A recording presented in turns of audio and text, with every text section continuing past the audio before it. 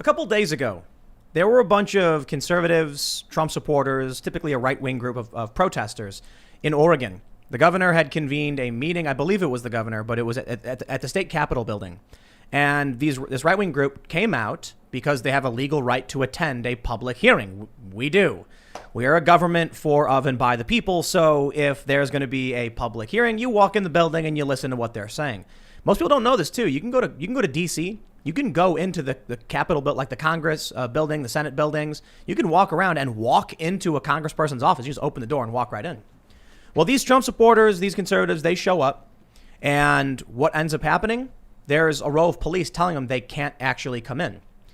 At some point, I guess chaos ensued. And the most interesting thing about all of it was that the Trump supporting group, someone in this group bear maced the cops. Now, that's something you don't even really see all that often from Antifa. And so this story is from a couple days ago, and I just find it absolutely fascinating with everything that's going on. And more importantly, that we have this coronavirus spending bill, $900 billion. The total omnibus spending bill was like 2.3, which included this. And it's famously providing $10 million to Pakistan for gender programs. That's exactly what the American people have been begging for, with where their tax dollars would go in an unprecedented crisis where their businesses have been completely and totally destroyed. And that's why I'm bringing these two stories together and bringing up this protest from the past few days. To see right-wing groups attack police in any capacity tells you that the wick or the line of powder leading to that powder keg has been lit, and conservatives aren't going to be taking all that much longer. Seeing Trump supporters start criticizing police and mock them instead of defend them when you hear defund the police, well, that's interesting. The establishment needed at least that level of support from Trump supporters. So we're going to talk about all this. We'll talk about a lot of stuff going on with the COVID hypocrisy. Dr. Birx retiring because she's violating her own lockdowns. It is hypocrisy all the way down. We have an awesome guest. Sean Parnell's hanging out. You want to explain? Some people are listening, so they can't hear, they can't see you. Oh, I thought there was like a camera and stuff. Yeah, and people were looking. Well, I'm here. I'm excited to be here. You know, I'm excited to be here. Definitely. I've been watching your journey. You know, and watching with Verizon trying to get the internet hooked up. Yeah, that's been a saga in and of itself, right? But been impossible. Yeah, we live in very, very strange times. You know, the attacks in Oregon were something that we haven't seen before. You know, Tim, we were talking a little bit before the show. I feel bad for the police because I feel like they've been put in an impossible situation.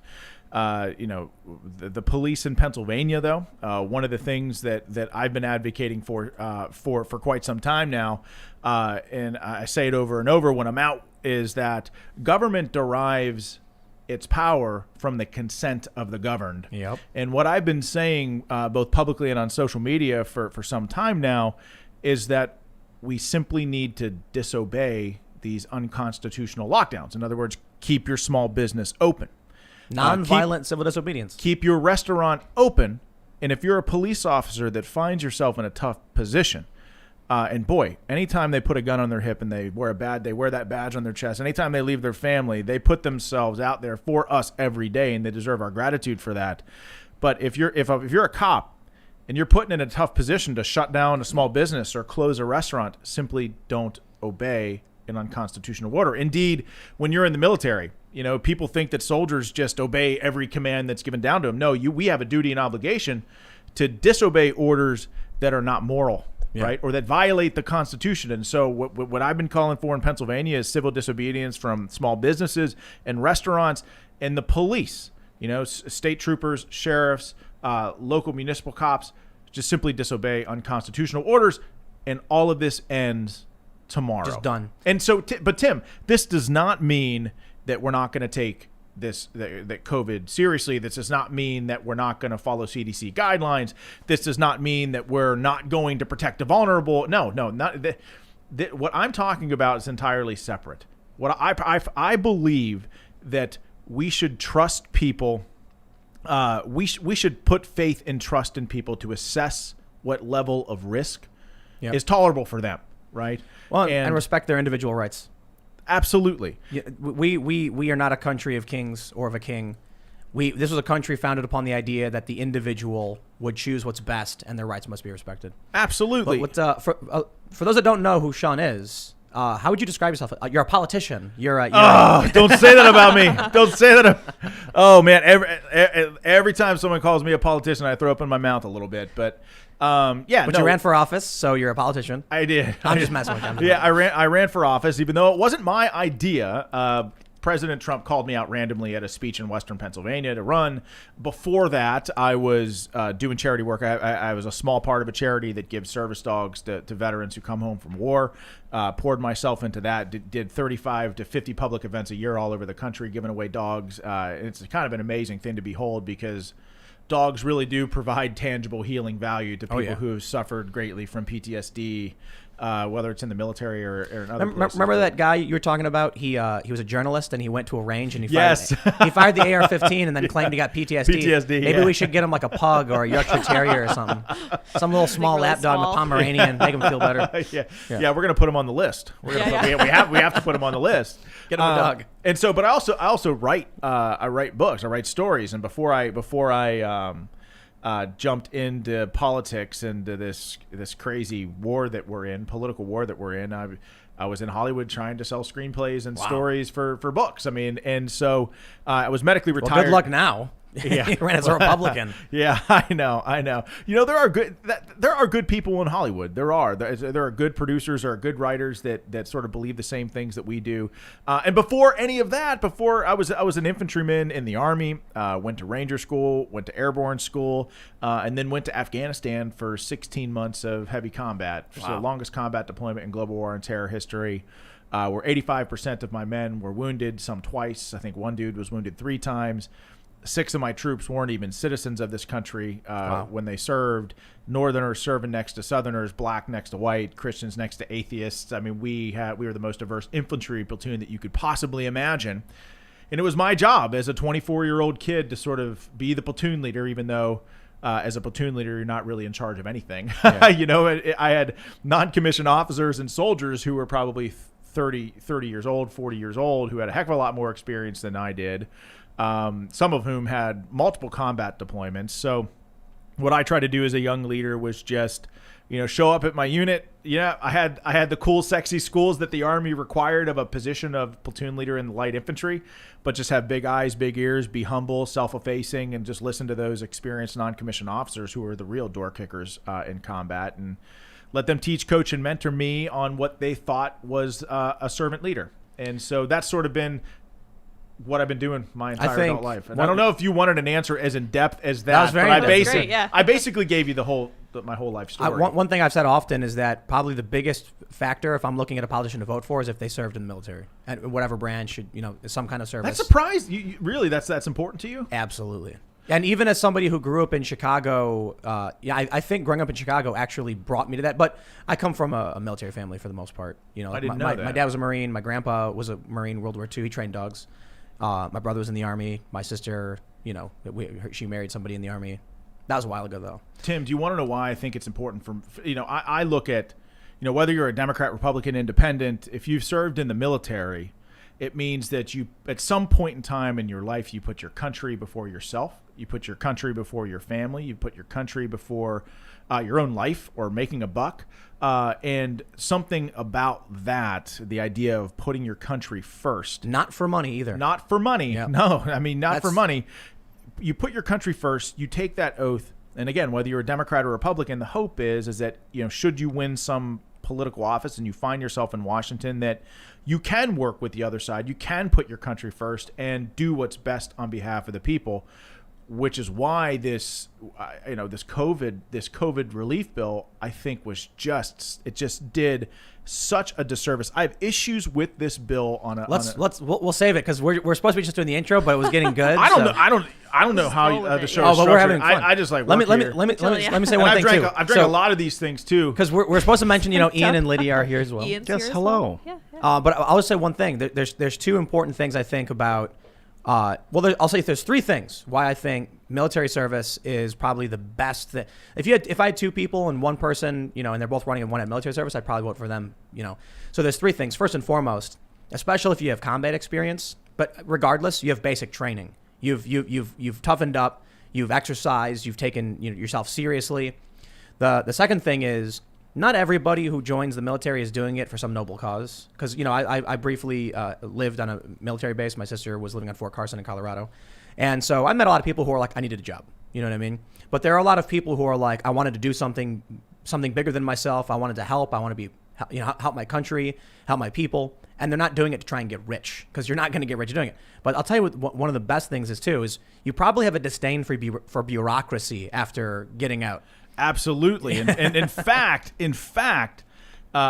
I personally believe one of the main responsibilities of a leader in garrison before you go to war is to be sort of like a filter, like, of the bureaucracy. The bureaucracy is going to pour a lot of stuff on you, and your job as a leader is to filter out what matters, make sure that your troops can focus on the mission and training on whatever weapon system that they have or whatever duty position that they have. It's interesting, like why I joined the military is, you know, I don't come from a long line of, you know, military leaders or military members in my family. I was a sophomore in college and elementary education at Clarion University, which is a small university in Western Pennsylvania, and elementary education major, right? But didn't really know what I wanted to do with my life. I was like most sophomores in college, and that I just, you know, I wasn't sure that maybe being in a classroom with kids 8 hours a day for the rest of my life was really what I wanted to do, even though I knew I wanted to serve in some way, give back to the community. Yeah. And I remember having a conversation with my roommates thinking like, well, my God, like our generation at the time, we didn't really like have a moment, right? Like you had like the Cold War before us, and you had contingency operations in Panama, and then you had Desert Storm. But like our generation was really a golden age, you know, the post-Clinton era of a balanced budget where Democrats and Republicans worked together. Like we didn't really want for anything growing up as a kid, even though I was from a middle-class family and my parents lived paycheck to paycheck. I mean, I had a pretty good carefree life. And I remember having this discussion with my roommates, and then we had this big party over the weekend. And I remember waking up on this rundown college couch one day, surrounded by Iron City beer cans. I feel like we had come off the bender of a lifetime, and there were like cigarette butts out all around us and stuff. And I remember sitting up, and the world was spinning. I had this hangover of a lifetime, and I remember staggering over to the television set and turning it on and watching it flicker to life, just in time to see an airplane crash into the World Trade Centers. And, you know, I feel like in that moment, my life was just, I would just remember staggering a few steps back and sitting on that rundown couch, just transfixed to that television set of just images of just raw horror of innocent Americans dying on live television. I remember watching people tumble from those towers and land on the sidewalk, or people who were lucky enough to survive that fateful day stagger out of that wreckage covered the firefighters who ran into the building. And that was it, yeah. Tim. That was what did it for me, is watching how the first responders reacted. The police officers, firefighters, or just ordinary American citizens with no training whatsoever run into the flames instead of running away from them. Yep. And I remember thinking as a college kid, how can I sit here and do nothing when ordinary American citizens are giving everything for people that they didn't know? And you know, anybody that lived through that day knows that most people who ran into those towers that day to save people never came out again with their life. Yep. And that was it. I mean, 2 days later, I was down at the recruiter's office, told him I wanted to join the infantry, and not just that, go to airborne school, and not just that, go to Ranger school. And then I went home to talk to my parents about the decision. It was kind of crazy. And I remember getting in this big argument with my father. And he, as we were driving back to Clarion, it was like a 45-minute drive back to the university, and he was like trying to convince me, look, you got 2 years left of school, just stay in school, go in as an officer. And at the time, I mean, I didn't know the difference between, you know, it's good advice though, isn't it? Yeah. I mean, I didn't know the difference between a non-commissioned officer, enlisted versus officer. And I mean, I was arguing because I wanted to get in the fight right now. We had just been attacked, and I remember like my dad was just relentless, and I remember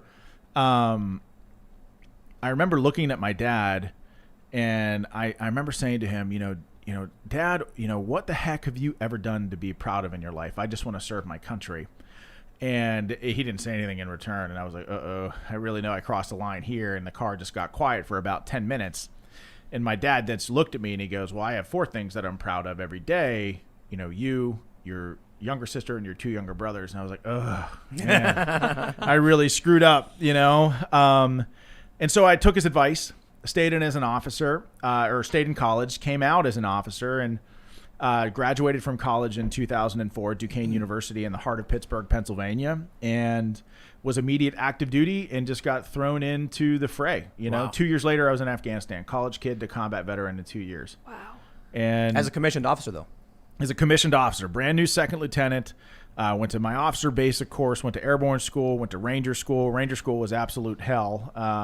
I failed the first time through, but begged the brigade commander to let me stay, who tried to kick me out. He's like, Wow. you're out here, Ranger. And I'm like, I ain't going anywhere, sir. No, seriously, Ranger, pack your stuff and get out of here. I'm like, no, seriously, sir, I'm not going anywhere.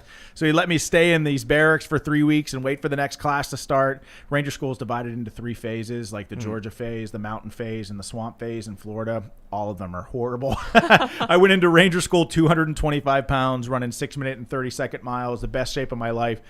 I came out of Ranger school 160 pounds. Wow. Because you're marching probably 20 miles a day. You're not sleeping. They've got to give you 3 hours of sleep a night, but it doesn't have to be concurrent. So it'd be 5 minutes here, 5 minutes there. And you just don't eat. Yeah. You just don't eat. It's absolutely horrible. And it's supposed to be, the school is meant to train you on small unit tactics under extreme duress. So can you lead while you're starving and have no sleep? By the end of that school, Feel free to come over here when the apocalypse starts. We got food. I'll defer to you. You tell me what to do. Tim, well, first of all, of course, I'll do that in a second. Heck yeah. This place is sweet, but I was not. I relied on my Ranger buddies to get me through. We all. They have this thing at the end of every phase. At the end of the Georgia phase, which is sort of like where the Ranger assessment phase, which is like similar to Navy SEAL, like Hell Week, where they put you through that, and like they put you through all these sorts of assessments, like drown proofing, 5-mile run, PT test, the Malvesti pit, which is it was just miserable. And at the end of that, you do a 20-mile. They call it the March of Unknown. It's like sort of a March of Unknown distance. You just march to Darby, but the reality is they just march you forever. Yeah. And you arrive. It's funny because I think that what that teaches you is that you march until you're done. Yeah. Like a lot of people will be like, okay, we're going to be done at 10 miles. Oh, no, we're not. Oh, it's just one more mile. And we'll be done at 15 miles. We're not going to march us past 15 miles. Yeah. And then you get to 15 miles and you go to 16 miles. And so you'd be surprised how your mind plays tricks on you and people just quit when they don't know when you're going to finish. And I think what that teaches you is you just go until the mission is complete. And so I think at the end of Ranger assessment phase, I think we marched 20 miles into Darby where you do all the patrols. But anyway, by the end of Ranger school, people are so tired and so starving that they hallucinate. You see people in the middle of the night trying to buy cans of pop from trees and stuff, and it's Wow, crazy, man. But I made it through that 160 pounds, and went up to the Fort Drum, the 10th Mountain Division in Watertown, New York, and spent 6.5 years in the military. I think 4 or 5 up at Fort Drum, and 485 days, 16 months of heavy combat along the Afghan-Pakistan border. Wow. Where our mission in 2006 was to find Osama bin Laden. That was it. We looked for him for 16 months. We didn't find him, but we found a lot of bad guys. In fact, thousands of enemy troops. And we fought against a global jihadist all-star team of whether it was Haqqani Network troops, Al-Qaeda, Taliban, Hekmatyar. We fought against all of them and took an 85% casualty rate, like I said, and I think we killed 350 enemy insurgents, but we didn't hurt one single civilian. And we did a lot of good things for the Afghan people, built schools, wells, humanitarian assistance. We really did care a lot about the Afghan people there, but which is an excellent. I don't want to cut you off though. No, of course. But it's a good segue into the COVID bill. The things they're spending money on at a time of crisis. Yeah. So you mentioned building schools and stuff in Afghanistan. Yeah. That is amazing. I have a lot of respect for that. Right now, I wonder why it is. Would we focus on things like that? Well, this COVID bill. I tried to jump to this a little bit too early in the intro of your show, but I have a lot of issues with this COVID bill on a number of different levels, one of which is a process issue, right? Like the idea that a 5,300-page bill is given to Congress with, 3 or 4 hours to read before they actually vote on the bill. I got a huge problem with that, right? It's. I would say we should all have more than a problem with it. That they are telling us, screaming in our faces on every TV channel and every newspaper, the system is broken. We know it's broken, and we don't care. Because even AOC and Josh Hawley, I criticized them earlier, and I'll defend them in a second. But listen, They both tweeted about how this was awful. They're doing this 5,543 or whatever pages with only a couple hours to read it, and they voted for it. Yeah. So if you're going to speak out against it, come on, vote no, like Rand Paul did, like Ted Cruz did, like I think it was like 65 or more Republicans. Only 2 Democrats voted no, and it was Tulsi Gabbard and Rashida Tlaib. Now, in their defense, at least they spoke up against it.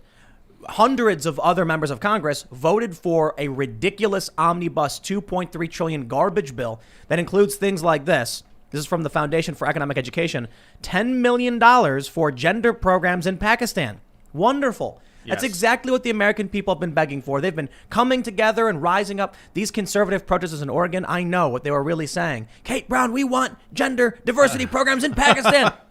$10 million. I know it's not going to change the face of the country. This is my next look. So here's the deal, right?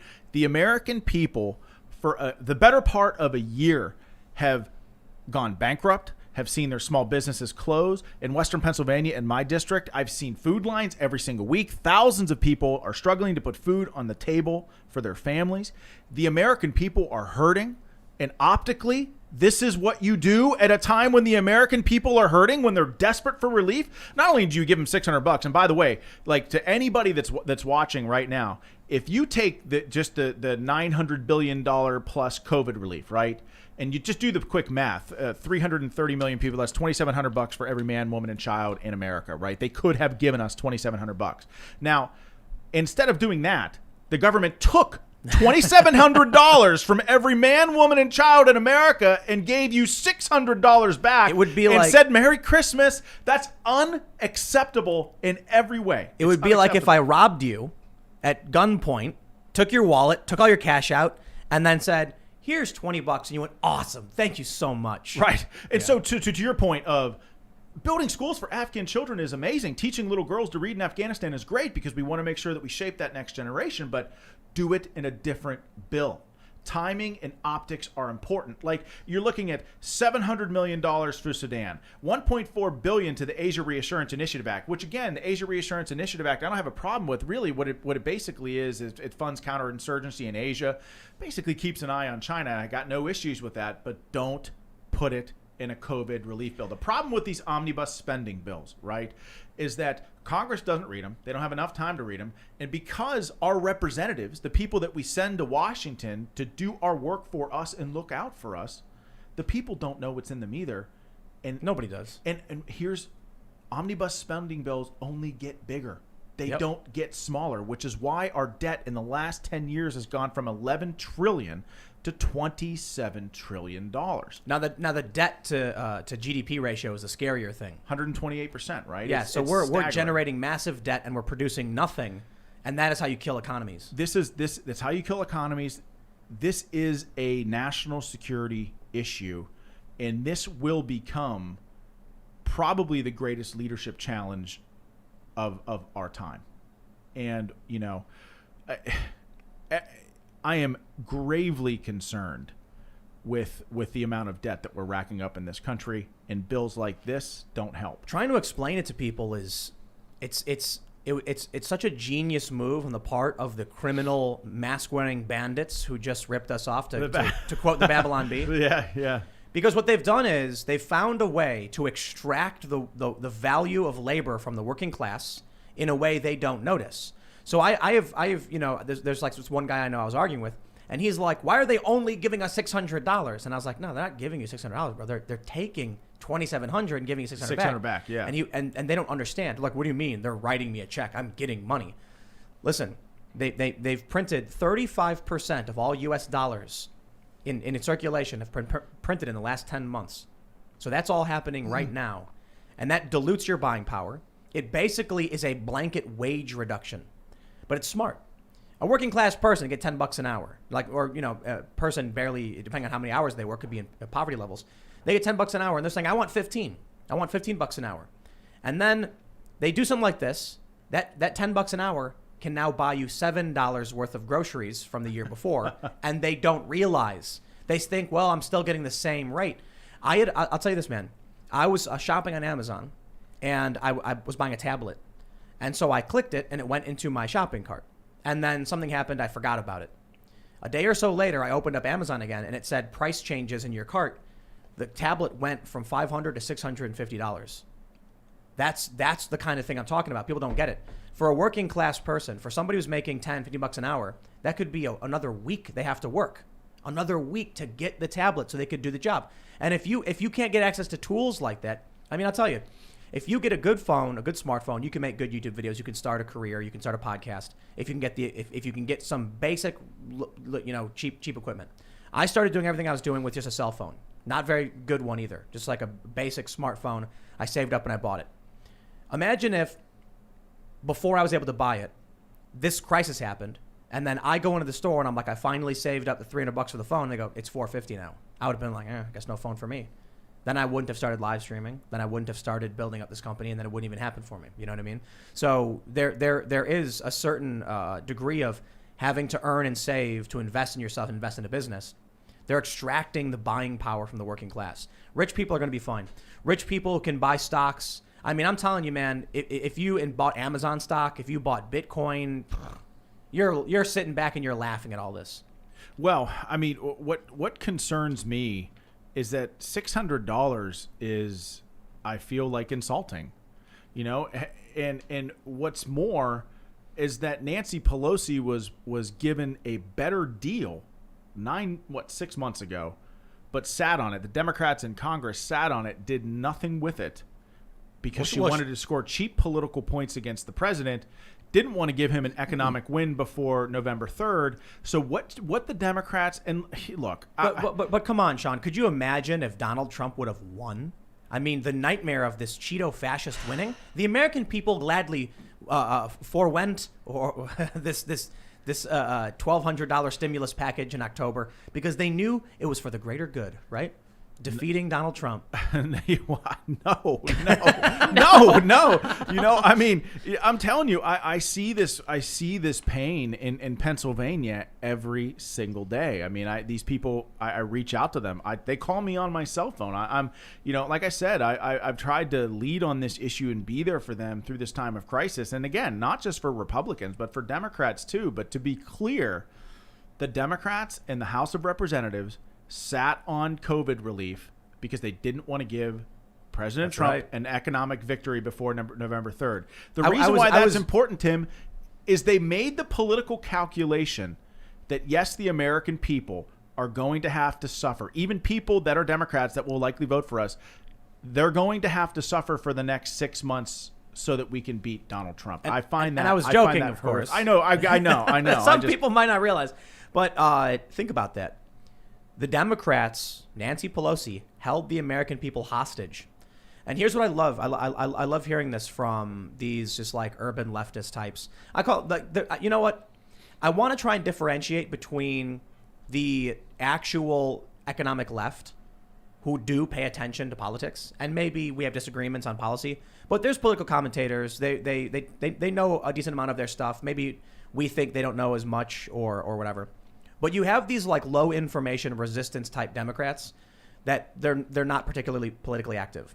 And they're complaining. They're saying, but Nancy Pelosi passed her bill earlier this year and McConnell wouldn't approve of it. And it's like, what was in that bill?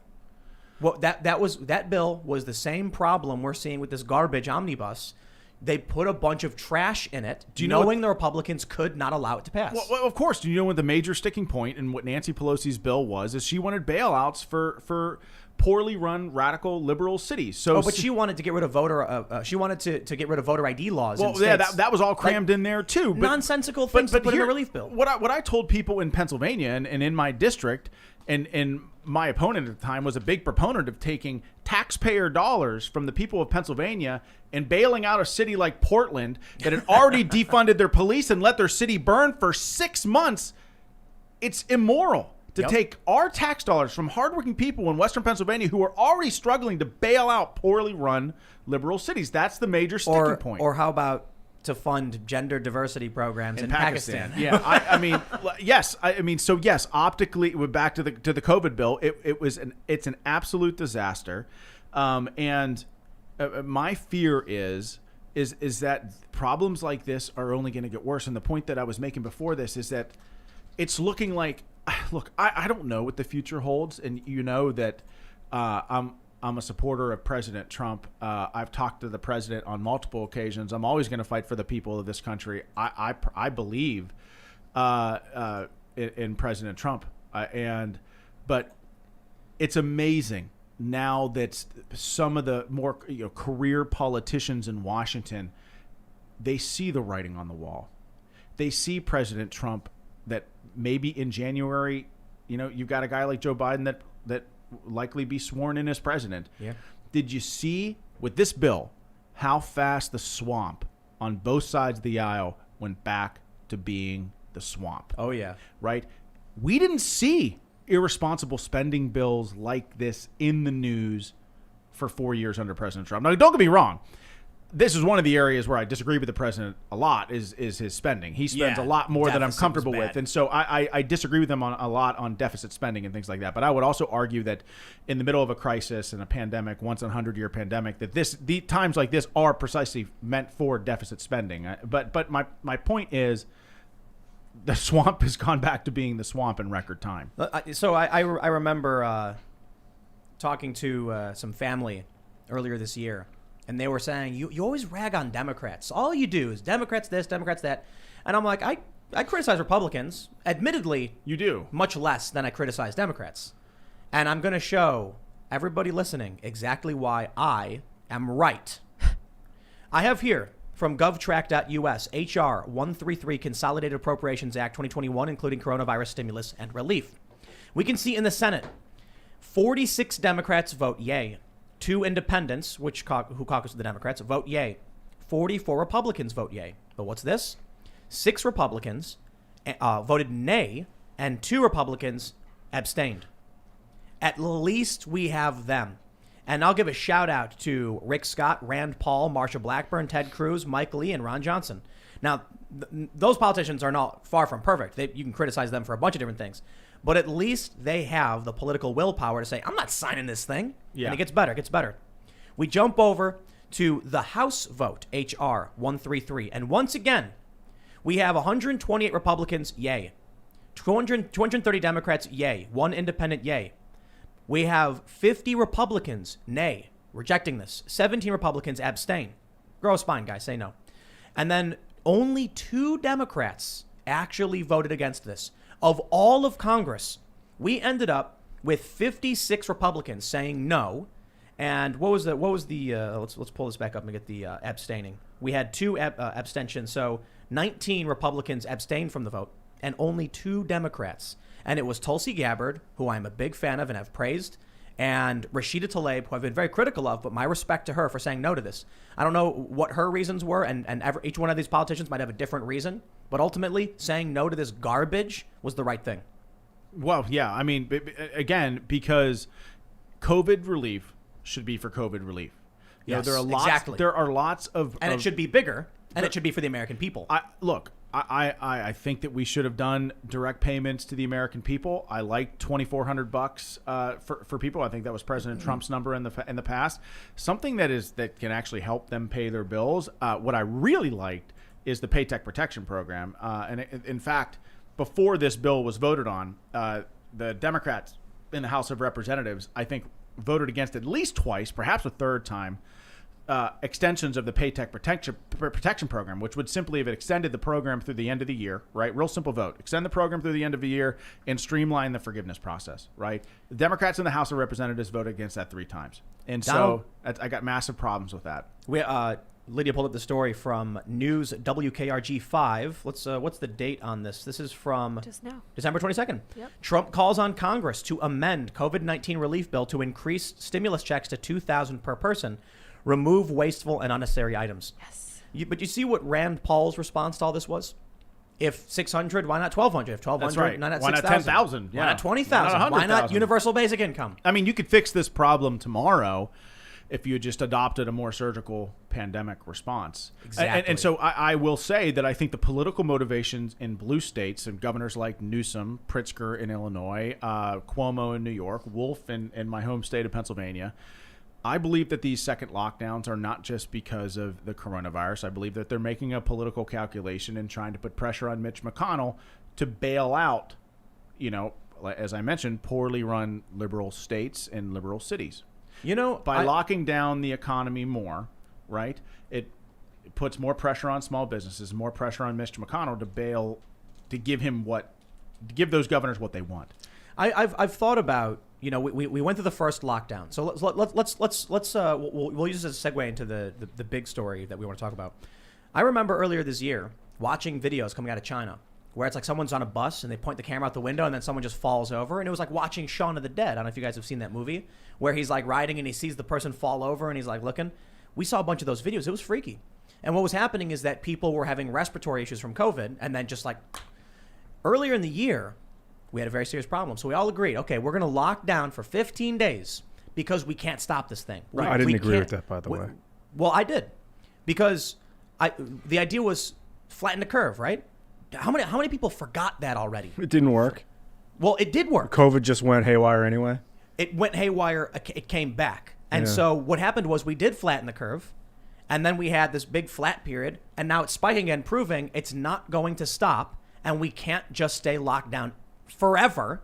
So the appropriate response now, I believe, is protect the vulnerable, social distancing, masks, and reopening everything. Well, so I think let's go back to the very beginning in January. What I saw coming out of China was very concerning to me, and the truth is, I didn't know, nor did anybody else, to include our intelligence community, what we were dealing with in COVID. And I think back then we didn't even have a name for it. And so Tom Cotton, and I think Tom Cotton and I were the first people in the country to say we need to ban all travel from China. Yeah. Until we can figure this out. And they got mad at Tom Cotton for that. They got mad at Tom Cotton. They got mad at me. Oh, we're xenophobic. And then I think the president a couple days later banned travel from China. This was all while articles of impeachment, by the way, were being delivered from the House to the Senate. And then the president, in an address, in fact, I was in Washington, D.C. at the time, and the president banned all travel from Europe. And I remember watching that thinking, oh my God, this is serious. He's doing a presidential address. Banning all travel from Europe is a big deal. Yeah, definitely. And this was at the time where Nancy Pelosi was passing out impeachment pens and telling people to go out in Chinatown, and Mayor de Blasio saying, go see a movie.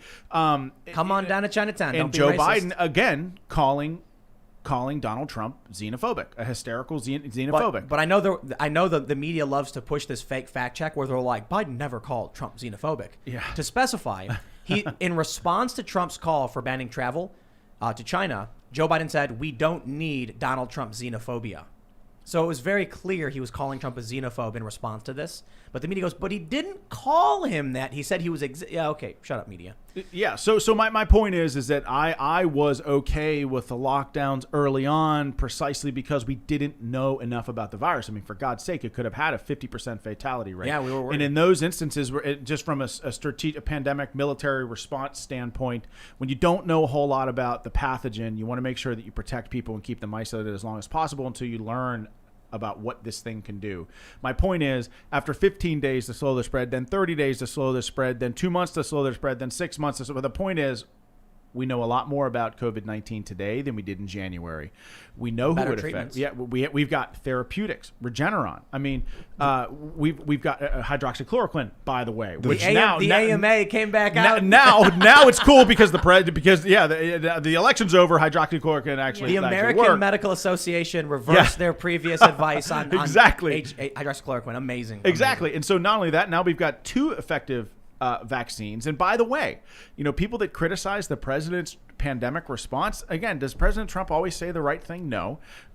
But this public-private partnership, Project Airbridge, was an unprecedented success. I mean, he delivered personal protective equipment, PPE, at levels that we never thought possible by simply partnering with private institutions to make them available. And he got criticized for there not being enough personal protective equipment. Democrats were actually praising him. We had Cuomo and Newsom actually going on at the time. Right. At the time. Yes, they were praising him.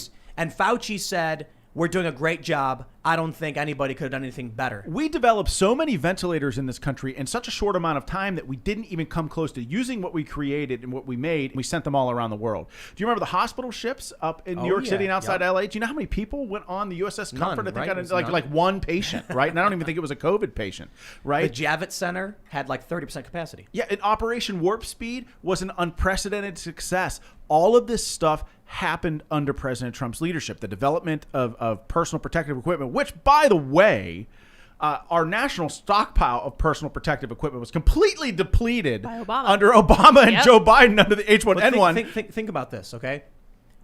Donald Trump. I remember getting in a Twitter argument with some leftist, and I said Donald Trump did a good job on COVID, and their only response was, "Oh my God, are you serious?" And I was like, so we had a lefty on the show, and the first thing he brought up was, "I understand." Like when he was addressing it, there's no metric by which to judge a good job or a bad job because it's one leader, it's one president doing this one thing. You can try and compare it to historical moments or whatever, and you can't do it, right? So I'm like, you're correct. I agree with that. And he goes, and that being said, here's why Trump did a bad job. And I said, well, I think Trump did a good job. It's really about whether you like Trump or don't. That's what it boils down Right. to. Is it's Trump's comportment. People, and I will tell you because we experienced this on the campaign trail. I don't know what it is. I mean, I think when you talk about the president's achievements, whether it's Project Airbridge or Operation Warp Speed or some of these unprecedented public-private partnerships or ventilator production, like all of these things, I mean, were happened in record time. I mean, the fact that we have 2 vaccines available to people in under a year is close to a miracle. It happened under President Trump's leadership, but people didn't like him at the podium during press conferences. Shortly, Yeah, I know. They didn't So- they didn't like how he interacted with the media, and so that was enough for people to say, "Oh, I just don't like. I don't think he's doing a good job." So Trump is saying right now he will not sign the COVID relief bill unless Americans get $2,000 stimulus checks. Good. But now I want to address one very important thing though. Here's the bit that I've been doing in the past couple of days. Democrats will come into the House or the Senate and say, "We're proposing a bill to burn down the House," and they'll light the match. And then Republicans go, "Whoa, whoa, whoa, whoa, whoa! Only burn down the kitchen." Instead of arguing for reopening the economy and getting people back to work and protecting the vulnerable, Donald Trump is just saying, "Oh yeah, Democrats, well, I'll one up your leftist policy idea and go even further left than you." Well, this is what the president represents in the Republican Party today, a massive paradigm shift, right? I would argue and contend that over the last 30 years of my life, Republicans have been conditioned to fly the white flag of surrender at any sign of adversity. And I think that's because, the Democrats control every single cultural institution in this country. They control the media. They control Hollywood. They control our education system. And the Republicans, are afraid of media criticism should they take a stand. Well, but the president, I have never seen anyone in my life. Now, by the way, the president, again, ran as a Republican, and I think he's a proud Republican, but he resists groupthink on both sides of the aisle like no one I have ever seen before. Well, you know why? And Republicans and Democrats in Washington Trump's I don't want to say they don't like him, but he can make enemies on both sides of the aisle, and he does it as a matter of routine. And I have to say, I respect that. Trump's ego is just too big, for better or for worse. He's a billionaire businessman who knows better than these people. So when they come to him and say, "Here's what we want to do," he goes, "I don't want to listen to you. I know what needs to be done." He believes it himself. He's to a fault. He's arrogant. He's egotistical. But that can be good so that's the negative aspect. But you could also say he's just very, very confident and he's sure of himself. So you've got things to criticize him for, but in the same sense, it works out really, really well for the American people right now. I actually agree with the stimulus checks, not for what they're doing. Like if they actually did a $900 billion stimulus package and everyone got $2,700, I would wince, cringe a little bit. Okay, fine. If that money goes directly to the American people, it's their own buying power being borrowed by themselves. I understand that. Giving it to, art institutions and, prominent universities for academic nonsense and then tying it into the omnibus stuff, that's when things get out of hand. Well, it muddies the waters for sure. I would say about President Trump, part of being a leader, and one of the things that I learned very early on as a young leader in Afghanistan is that as a leader, if you're not upsetting people every now and again, you're not doing your job. And part of the problem in Washington is we elect too many lawyers, too many politicians, and not enough leaders. And I think I disagree with Tulsi Gabbard on a lot of things, on a lot of issues of substance. But I respect her. You know, she came out today, and this is another issue that I have.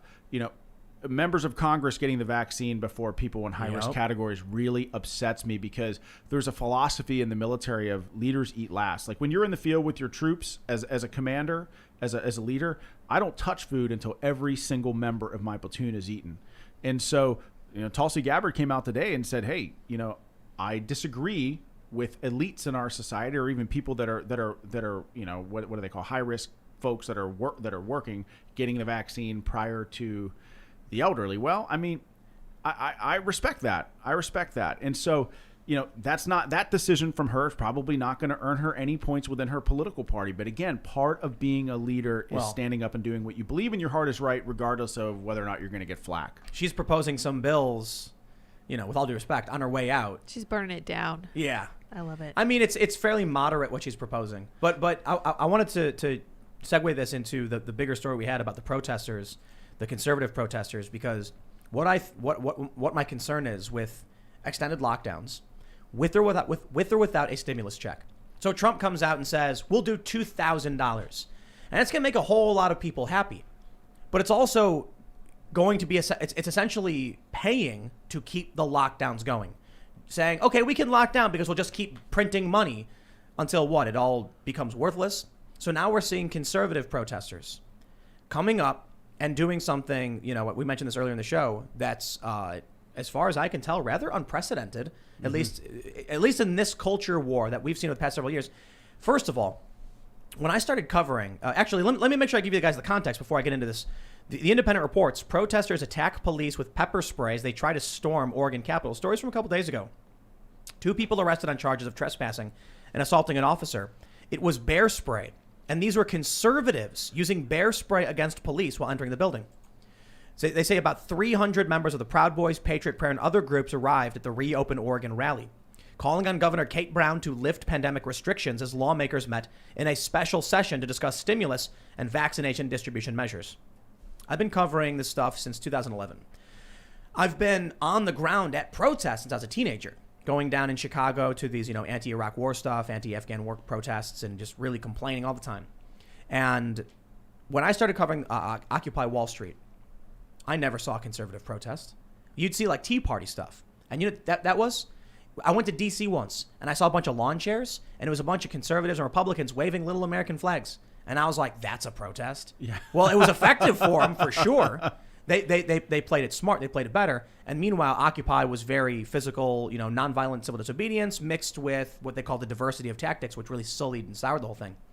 But over the next several years, we started seeing, you know, Proud Boys come out. I remember going to Berkeley and seeing Proud Boys, and it was like, I was like, well, Proud Boys are out here. Like, they're just like, you know, drinking with Gavin and doing their videos. And now they're on the ground.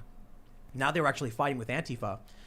And I remember I was in front of Trump Tower, and there was a Trump supporter who's just regular guy, regular clothes, and they were protesters. And I was talking to him, and he said he was a Trump supporter. And I said, why aren't you protesting? Why aren't you coming out and supporting your president? And this is years ago. And he was like, oh, no, I can't do anything like that. Mm-hmm. So I remember the first time I saw it, I think it was in Boston, when I saw a march of Trump supporters chanting, whose streets, our streets. And I laughed, and I'm like, that's what the left says. Now you got conservatives organizing, marching, and protests. I'll tell you what I haven't seen. I have seen Antifa throw bricks at cops, throw Molotovs at cops. I've not seen them pepper spray cops. Certainly, I think the Molotovs are way worse. But it is fascinating to me, and I'm not saying that in a good way. I'm like, this is crazy to see conservatives bear spraying cops, because you got to really push the line to make a conservative come after a cop. I mean, these are people at this protest. There were a couple of people waving thin blue line flags, clearly in support of police. Now someone there sprays the cops down with bear mace, because these cops were barring them from a hearing they were legally allowed to enter. So windows got smashed, cops shoved people back, a couple people got arrested. I'll tell you, we do hear in the media a lot fears about what the right will do if they finally feel like oppressed and they're going to push back. And I'm like, it's a good point. The problem is they bring it up when no conservative is doing anything. Like Antifa comes out, burns down a whole city, and they're like, but they're the good guys. They're fighting, fascism. And conservatives are walking around with little American flags. Now you have the very serious question of if conservatives have finally said that these officers who are violating the Constitution and keeping us locked down and barring us from a public hearing, if they're no longer on our side, why would we be on their side? And then a clash erupts. But also it's that it's conservatives over the last year have suffered. Just America has suffered, but also conservatives are banned. Conservatives are canceled. For the last 4 years, they made conservatives out to be conspiracy theorists. They called us names, deplorables, chumps, you name it. I mean, every conservatives are constantly. I mean, look at what Antifa did to elderly conservatives who walked out of the Republican National Convention and back to their hotels on the last night in Washington, D.C. This country has been under attack by the radical left for the better part of a year, and conservatives have sat back and done nothing but take it on the chin every single month. And so I'm not saying, I don't like violence. Violence is unacceptable on either side. But we are in the middle of, I think, one of the greatest constitutional crises that we've ever experienced in this country. Conservatives already feel like they don't have a voice. This is what's happening when free speech and the First Amendment is essentially canceled or free speech is suppressed. Bad things happen, and I think that's part of what we're seeing here today. You know, those conservatives in Oregon, got in the fight with the cops out there. They were unconstitutionally denied their right to a public hearing. Again, and they're not violent. They're not violent. They certainly some of them got violent, but it's very different from if a bunch of like Antifa people show up wearing all black. They typically act a fool and they start threats, and you say, take off your mask and hoodie and glasses and you can come in the building. I'm fine with that. If someone wants to protest and come out and yell rabble rabble and they want to wear sunglasses, a mask, and a hoodie, that's fine too. You want to commit a violent act, that's not okay. But what's crazy now is Antifa fights cops. They fight cops. We got that video. I was out of like Seattle, I think. They threw a Molotov at cops. That's crazy. I mean, they're not just talking about trying to kill the guy. They're talking. When you throw a Molotov at somebody, you're not just trying to commit murder. You want to make sure they suffer the whole way through, and if they survive, they have permanent injuries for the rest of their lives. That's psychotic. Now conservatives who typically and spent the whole year defending the police, they're mad at them. The police need the support of anybody they can get, especially when, against the wishes of many of the members of the public, they're defunding police. Minnesota, this is hilarious. City council votes to abolish their police department. All of a sudden, crime rates start skyrocketing. Locals start calling their city council members saying, what's happening? Why aren't the police responding to calls anymore? They come into an emergency meeting. Okay, we got to go backwards. We want to do over. It was a mistake. It was a mistake. They're doing it even though people are saying not to. And conservatives the whole time have been saying, back the blue, defend the police, not defund the police. But what happens when the police don't get that support? Because the police are the ones now who are shutting down businesses. During the riots in June, Antifa were destroying small businesses and burning down buildings. Well, now the videos I see in big cities, they're Democrat cities, mind you. It's the police doing it. It's the NYPD who stood in front of that bar in Staten Island and basically looked the guy in the face and said, you have no constitutional rights because we say so, and we'll arrest you if you try and let people into your building. The First Amendment says peaceably assemble. It doesn't say why. If I want to peaceably assemble to, play marbles or whatever, I'm allowed to do it. If someone says I'm going to open up my business, I have a right. I have a right to open it to the public. His constitutional right to publicly assemble. The police barred the building. Who are those cops to violate the Constitution that way? Well, I mean, this is part of the reason why I say that the police should not follow unconstitutional orders.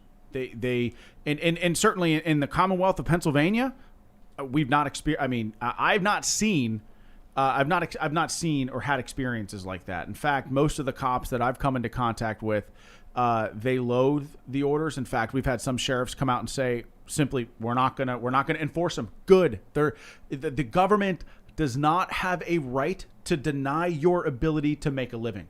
The government does not have a right to tell you what you have to wear in your own house. The government 14th doesn't have a Amendment. right to tell you how many people you can have in your own house. Yep. So if you're a police officer and you get a call and maybe a neighbor tells on you, you get a call and you show up to someone's house and they got a couple people in their house, you shouldn't be enforcing unconstitutional orders. And Exactly, they're orders. They're not laws. There's no statutory backing to this. It was some governor or mayor just saying, do it. And there are cops who are doing it. And also, can we also just have a conversation about in Pennsylvania, we're locked down again. Governor Wolf locked us down. He shut down restaurants and indoor dining. But, first of all, there's absolutely no science behind this, right? And you shutting down restaurants, you know what happens when you shut down restaurants? If anything, we should be opening up more restaurants to allow people to spread out more. But when people can't go out to a restaurant, you know what they do? They entertain at home. They go to their friends' houses. They go to their friends' houses. So if you're looking to stop the spread of COVID-19, and you actually look at some of the contact tracing research, it says 76% of the spread happens in people's own home. What you're doing by closing restaurants is shunting people back into their own homes, which, according to your own research, allows for the spread of COVID-19. Didn't the Supreme Court already rule that the first lockdown in Pennsylvania was the federal court, and then another judge took it up and struck it down. We've got so many experiences with the court systems, but let me show you this from Vox.com, December 10th. Southern California sheriffs are refusing to enforce stay-at-home orders. It's these big blue cities. So this is another reason why I'll always say the ACAB people are wrong. Somebody commented. I made a music video in November, and it's called "Will the People." You can check it out. But it's about the cycle of authoritarianism and violence.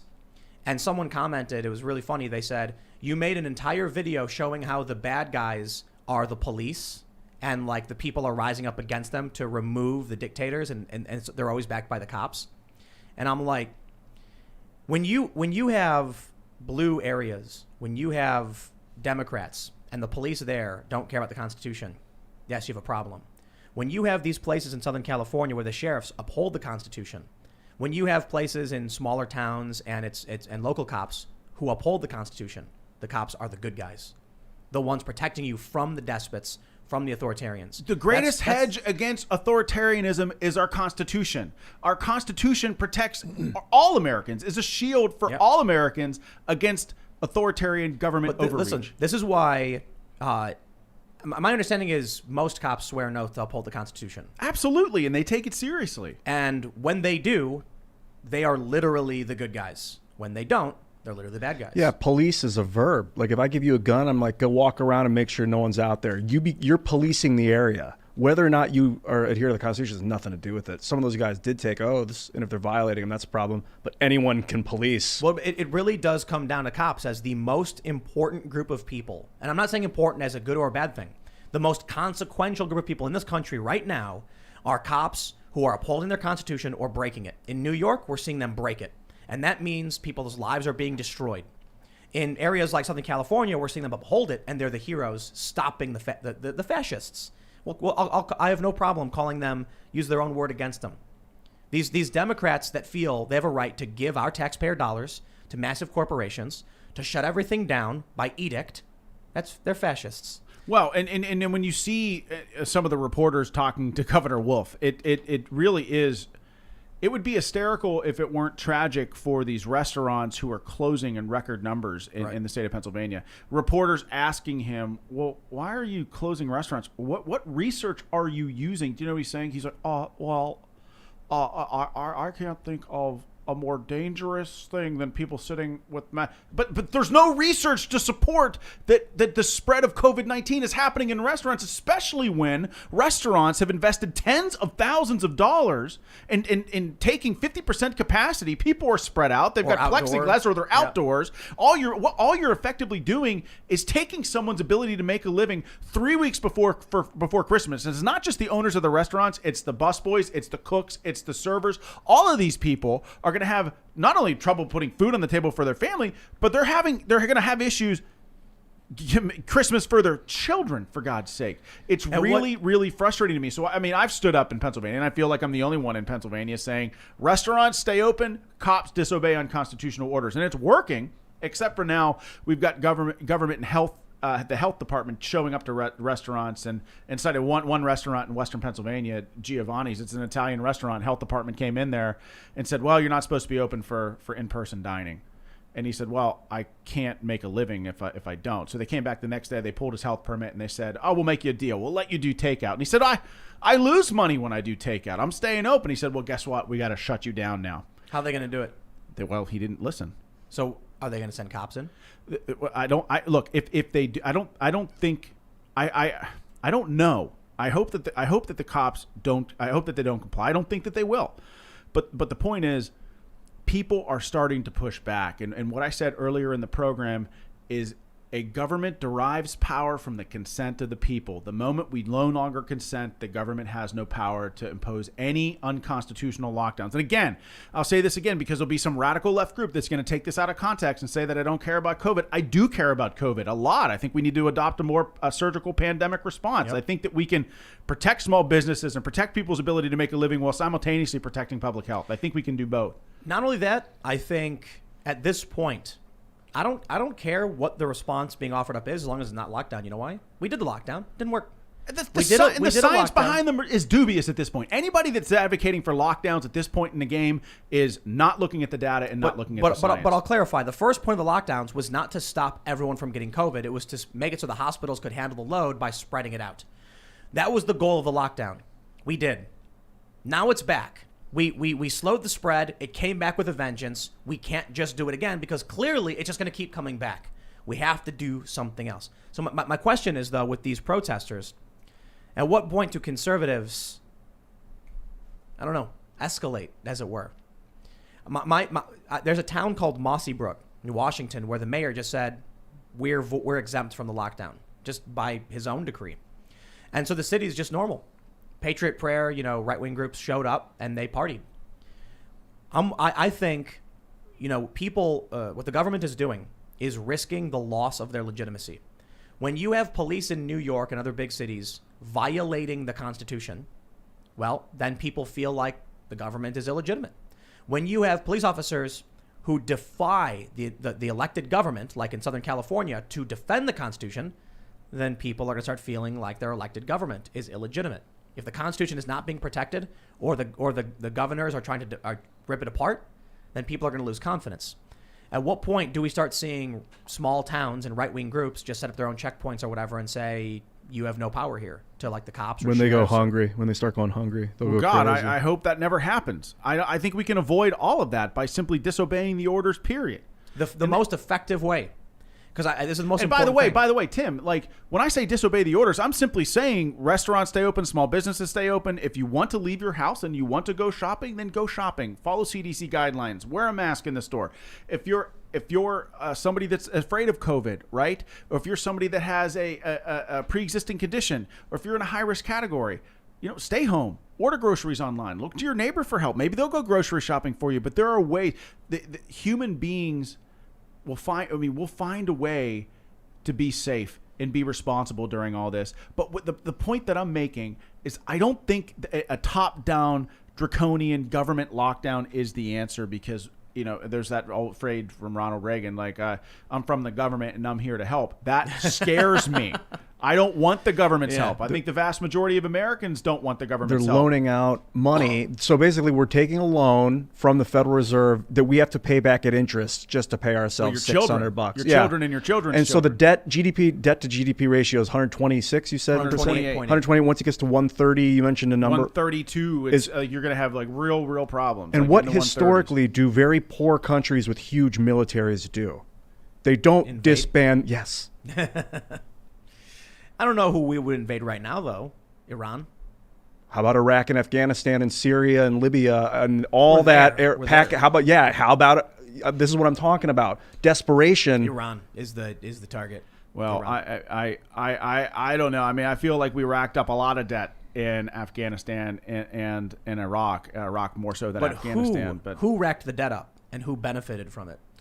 Because there are individuals probably in government who either just didn't care and voted yes, because they're not going to see this, or there are people who had stock in certain companies and were like, oh, I'll vote for war, fine, whatever. My fear is not about the United States potentially invading, another country. Although, I mean, I'm always worried about sending our troops into harm's way for a number of different reasons and the potential foreign policy implications that come along with that.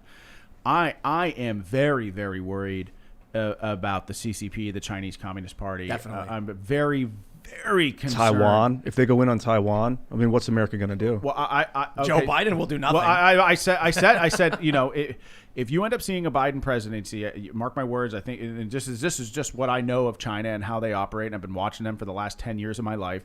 I think you'll see China go quiet, and then I think you'll see them invade Taiwan. And then that'll be one of the soon. Yes. And so, but look, the Chinese Communist Party has infiltrated every level of our government. Yep. And that is not Sean Parnell on Tim Pool and a conspiracy theory. This is what a Chinese professor said at a Chinese presentation, said that we've got people at every level of the Chinese Communist Party. He even brought up paying Hunter Biden and the Biden family.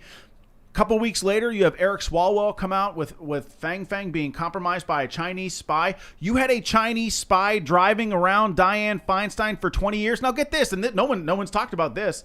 I'm going to talk about it on your show for the first time. A high-level Chinese diplomat met with the Allegheny County executive Rich Fitzgerald in August of 2019. Why is a high-level Chinese official, Communist Party official, meeting with a county executive? And you know how I found that information? On the Chinese Communist Party New York City consulate website, where they said that in this meeting, Rich Fitzgerald, the Allegheny County executive, welcomed us with open arms. We said that Wuhan and Pittsburgh are sister cities, and we When stand was this? in August of 2019, 3 months before a pandemic. Wuhan and Pittsburgh are sister cities. Yeah. What gives an Allegheny County executive the authority to make a declaration like that? Number one. Number two, how is it okay for a county executive and local Democratic officials to meet with a high-level Chinese diplomat to subvert, and by the way, this is on the CCP's website, to subvert the president's trade policy in China and foreign policy in China and stand steadfast in our friendship? Did you see this story that came out just about a week ago? Data leak exposes details of 2 million Chinese Communist Party members. I saw that, yeah. The U.S. and the U.K. have been infiltrated by members of the Communist Chinese Party, some of these biggest companies, some of them working for some of these major pharmaceutical companies. So I have to wonder, when I see something like that, when I see Fang Fang, Eric Swalwell allegedly was having relations with this woman, and she helped fundraise for his campaign. My question is, why hasn't he resigned already? Why is he on the Intel committee? Why isn't he under investigation, having every single communication ripped apart and gone through with a fine-tooth comb? And then when I see stories about this guy Fitzgerald you're mentioning now in Allegheny County, you notice this because this is your county, right? Yeah, that's part of my district. This is your where you Look, live. this is my first foray into politics. But I'm a warfighter, so I'm just starting to notice this stuff But now. think about this. Think about how many other counties, how many other 100%, districts. 100%. And then I wonder, you say, what gives him the authority? Why does he do it? Man, I wonder if all it takes is some hacker, a Chinese Communist Party member who, hacks into his account, finds his naughty folder, and then blackmails him with it. They have a meeting and they say, take a look at this image. Well, look, that's part of their playbook. But China knows the game. The Chinese Communist Party does not want for resources. Part of what they do, part of right out of the Chinese Communist Party playbook, is putting pressure on local, state, and federal officials that they think that they can get in with. And it just so happens, look, this is a Republican and Democrat problem. Now, I don't think that, you've got Dianne Feinstein and Eric Swalwell, and then you've got... I technically agree, but I actually kind of disagree with you saying it's a Republican and Democrat problem. It's bad for all of us. It's bad for all of us is what I'm saying. I'm not sure the Democrats care. Well, look, if the Democrats cared, Eric Swalwell would not be on the Intelligence Committee. Yep. If the Democrats... Joe Biden would not be president-elect or will be on January 6th or about to be. Look, this is a problem. This is a problem that deserves the attention of every power broker in this country, in the private sector, and every head of every government agency needs to be focused on this now. Too many people are in on the take, man. Look. It is not hyperbolic to say that Joe Biden is likely compromised by communist Chinese interests. He flew his son on government property, Air Force Two, Air Force Two, to China for a $1.5 billion equity deal. Now, I thought it didn't happen. I thought the equity deal fell through, but we had China Uncensored on the show, and they said, no, actually, it did go through, just not the way people think. The negotiations were good. It worked. They got a $5 million interest-free forgivable loan. Joe Biden flew his son to China for a private deal. Joe Biden's involved. Of course, he's the big guy. He's the big guy. But even outside of accusations, right, from these emails, so we have leaked emails. Well, they're not leaked emails. We have the laptop. The emails were published. We have confirmation from Tony Bobulinski, who worked on some of these deals. Get rid of all that stuff. Just say, you know what? Okay, you're arguing with your Democrat buddy. Say, forget it all. It is not in dispute that Joe Biden took Air Force Two to fly his son to China for private equity deals. Joe Biden used government resources to enrich his family. That is a fact, not in dispute by anybody. And now this guy's on track to become president. Look, it's concerning, and I would say about Allegheny County executives, local county executives. It's not uncommon for them to meet with diplomats and welcome them to their cities. But I would say, why are you meeting with our number one geopolitical foe, probably the greatest human rights abuser on the planet? They put people in concentration camps. Their number one goal is to become the lone superpower, overtaking the United States of America. Does this not deserve questions from maybe somebody in the media? I used to always be like, why were they so nice to the Nazis in 1930? Why was Hitler man of the year? Why did Germany? Yeah, why did they host the Olympics? Why was Germany such the love child of the world in the early days when maybe their human rights abuses weren't public knowledge yet? Peace but in I think our it was. time. Remember that? Who said that? Neville Chamberlain? Neville Chamberlain said that. So after his appeasement that was Michael of Hitler? Mouse who brought that up on the show, right? Yeah. The saying, peace in our time, was when Neville Chamberlain talked to Hitler, and they were like, he comes back and goes, don't worry, he says he won't attack us. Yeah, they gave him and then they did. a piece of Czechoslovakia or something. I don't know. Neville Chamberlain gave him a big piece of land and was like, he's not going to invade anymore, guys. Yep. The Sudetenland, I don't remember. Yeah. The idea that China is our friend, that is being, you're hearing this in the news from many in the Democrat Party, is one of the greatest fallacies of our time. They are not our friend. They do not want to be. They want to overtake our country. They do not want to cooperate with us. Like, look, it's very, very, very concerning. And I'm telling you, every leader in our country needs to focus on this right now. But clearly, people like Swalwell either don't care or like it. I don't think he intentionally took a spy under his wing. He'd resign if he cared. Well, now, yeah, I know. And so I think if there was Feinstein, enough of a public outcry, he would resign. I don't know if it's that they don't care, or is that they're just ignorant to the goals, the foreign policy goals of China, or maybe they don't understand. Well, let me tell you something. When I worked for ABC News Univision's joint venture Fusion, I worked in the ABC News building. I worked in the Univision building. I worked for Vice. What people think, they think that individuals get bribed to do things. They think that, like, I would go to you and say, hey, I want you to, steal Ian's glasses. Here's $10. Well, that's not how bribes work. That's not how the media works. And that's not how political manipulation works. Here's how it works. If you run a company and you want it to be a woke, progressive, or a conservative company, you don't hire a journalist and then say, I'll give you extra money to lie and make fake news. You seek out those who lie and make fake news and say, want a job? And they say, yes, I do. Here's your salary. Do whatever you want because I already know what you do. Eric Swalwell got help with his political career from Fang Fang. The Chinese Communist Party finds feckless, ignorant morons and then says, make them win. How can we make them win? Why do we have feckless, ignorant morons in our government? Because we are a government of, by, and for the people. Because and that it's a means popularity vote? Because anybody can run. So what they'll do now is they'll exploit that system in any legal possible way they can, or even illegal. Like we have the 1,000 Talents program. These professors are getting huge stacks of cash from China, and they're getting arrested for it because it's illegal, or they're lying to the government about the money they're getting. China's willing to break the rules, and they're willing to do whatever it takes to exploit our system. And Fang Fang, the spy who is helping Eric Swalwell get elected, that's basically the point. Swalwell probably wouldn't even be in office. I don't know, maybe not. Maybe he would have. That's fine. But either way, he should have resigned the moment the story broke. The moment he had to hit a briefing and the FBI came in and said, you were propped up by Chinese spies, even if it were me, I'd walk out and be like, I'm out. I resign.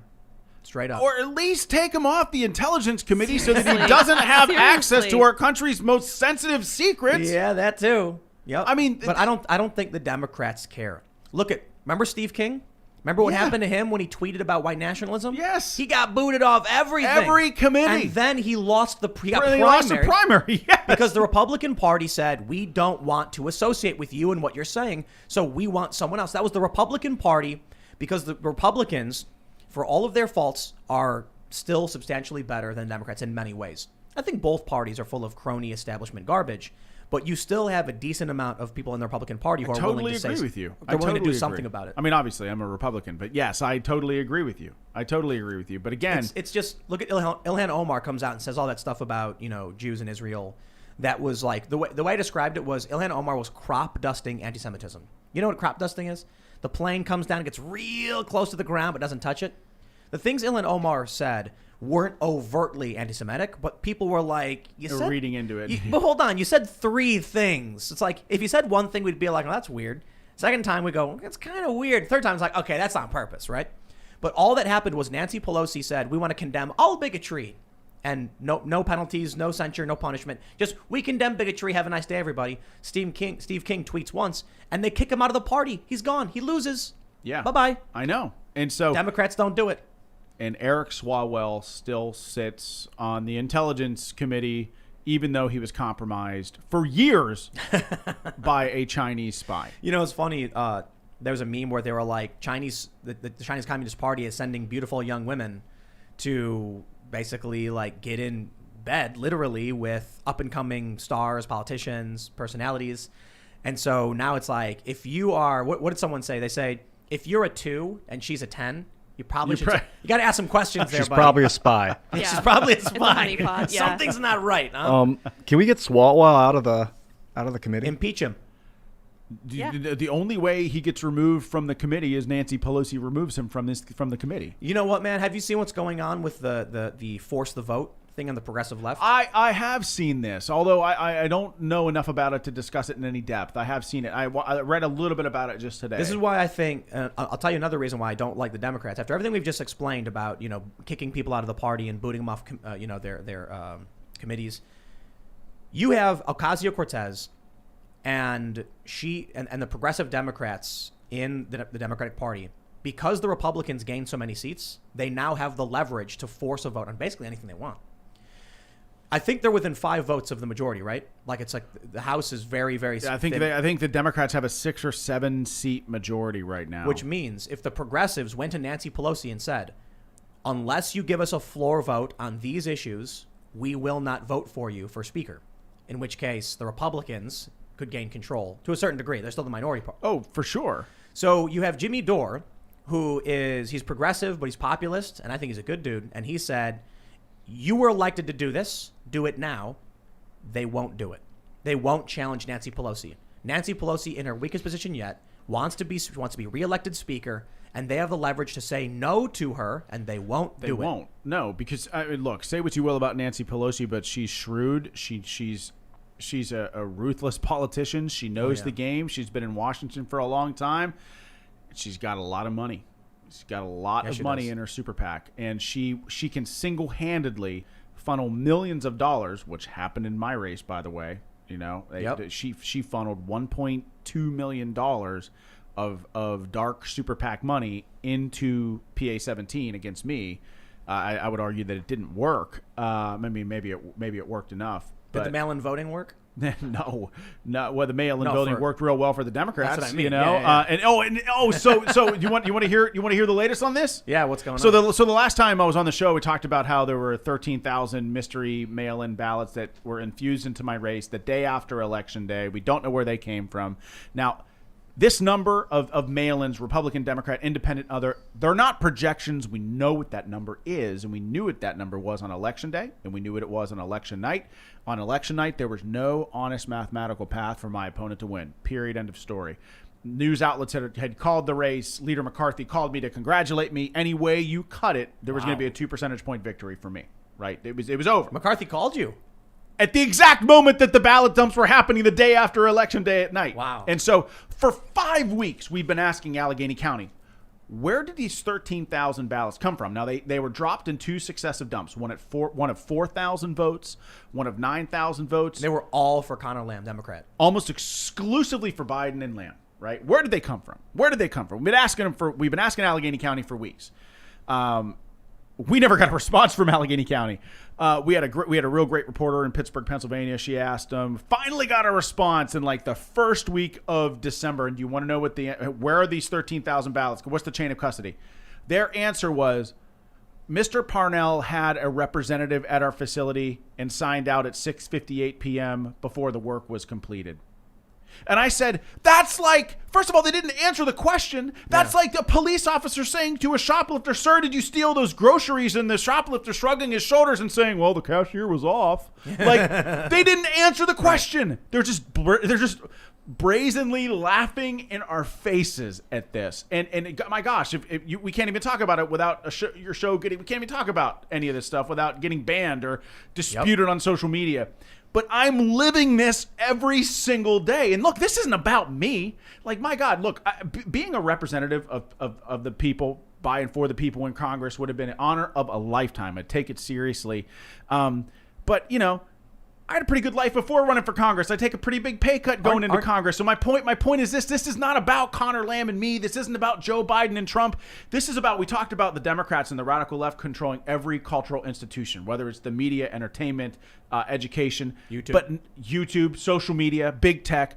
And now, Tim, they control the ballot box. This is a problem. And so we've got to work out the kinks in this election. It doesn't matter.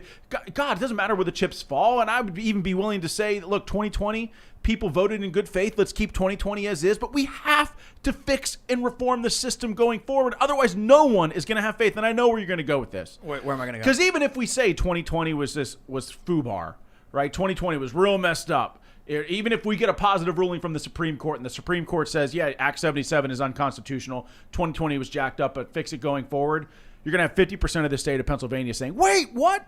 The election in Pennsylvania was unconstitutional and illegal in 2020, and you're forcing me to accept it? Yep. So this is why I say this is a constitutional crisis, because even if, so say you say 2020 is messed up, we're moving forward, like deal with it, 50% of the people are going to not accept it. But then on the flip side of that, you say Act 77 is unconstitutional and every mail-in ballot that's sent in under that unconstitutional system is getting thrown out. That's also explosive because those people cast their ballots in good faith. We went to the court, Tim, which is precisely how our system of government is designed to help us give a remedy to what we believe is a constitutional crisis. Because we got to have some clarity on this election and every election moving forward. And what point? What you want to know what I think is going to happen next? Oh, tell me. I think Democrats are going to win in Georgia, and then Joe Biden's going to become president, and then they're going to pack the Supreme Court. Maybe because you might get like a Manchin Democrat who's like, I refuse to allow this. Yeah. But the reason why I think they're going to win in Georgia is because what I've often said is Trump's not on the ballot. And people don't like the Republican Party. They like Trump, and they like the new wave of Trump Republicans. It's a smaller group relative to the political establishment. But the runoff in Georgia is on January 5th. On January 6th, Alex Jones, many others say they're going to be in D.C. with 10 million people. Yeah. How many people from Georgia are going to pack their bags on the 5th to drive and perhaps to DC? Not vote in Georgia? Exactly. I know it's concerning for sure. That can't happen, though, Tim. I mean, you're right. Look, let's war game this. If the Democrats win in Georgia, I think without question they will try to pack the court. Yep. Don't believe me. This isn't what I think. They've said it. They're going to make 2 more states. Would probably be Democrat senators representing those states. What are they going to do? D.C. and Puerto Rico. D.C. and Puerto Rico. They're going to probably ditch the Electoral College. Again, don't believe me. They've said it. I think that would require 2/3 ratification. So that they can't. They're going to try to do it, but it won't matter. I don't think. I think they've already changed the rules beyond the Electoral College. Yeah, I see what you mean. It won't matter. Yeah, it won't matter. Look, the fact that they've done universal mail-in voting, they've obliterated the chain of custody for our election system. They've ripped security away from it. Nancy Pelosi wanted to get rid of voter ID. They want no security in their elections while they screamed that we had insecure elections for 4 years. And listen, every pundit, at least in the state of Pennsylvania, the general sentiment is, well, Democrat in the White House, Republicans pick up seat. in the off year, right? That's just always been the historical trend. What the party that holds the White House, the opposite party picks up seats that year. But in the state of Pennsylvania, I don't think that people realize the paradigm shift that happened in 2020. There was something called, as part of Act 77, called the automatic opt-in. So during the highest presidential voter turnout in our nation's history, the Democrats sent out something like 2+ million mail-in ballots. If you got a ballot application and you check the automatic opt-in, you get a ballot sent to you for every election until the day that you die.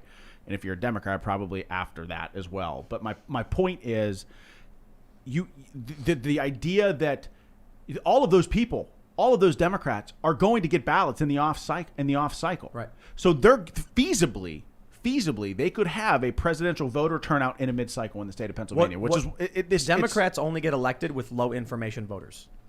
And I'm not saying that to disparage your average Democrat voter, but the fact that you've had Democrats talking about lowering the voting age to 16 is all the proof I need to say Democrats survive off of low information voters. People who aren't. So listen, why do they want universal mail-in voting?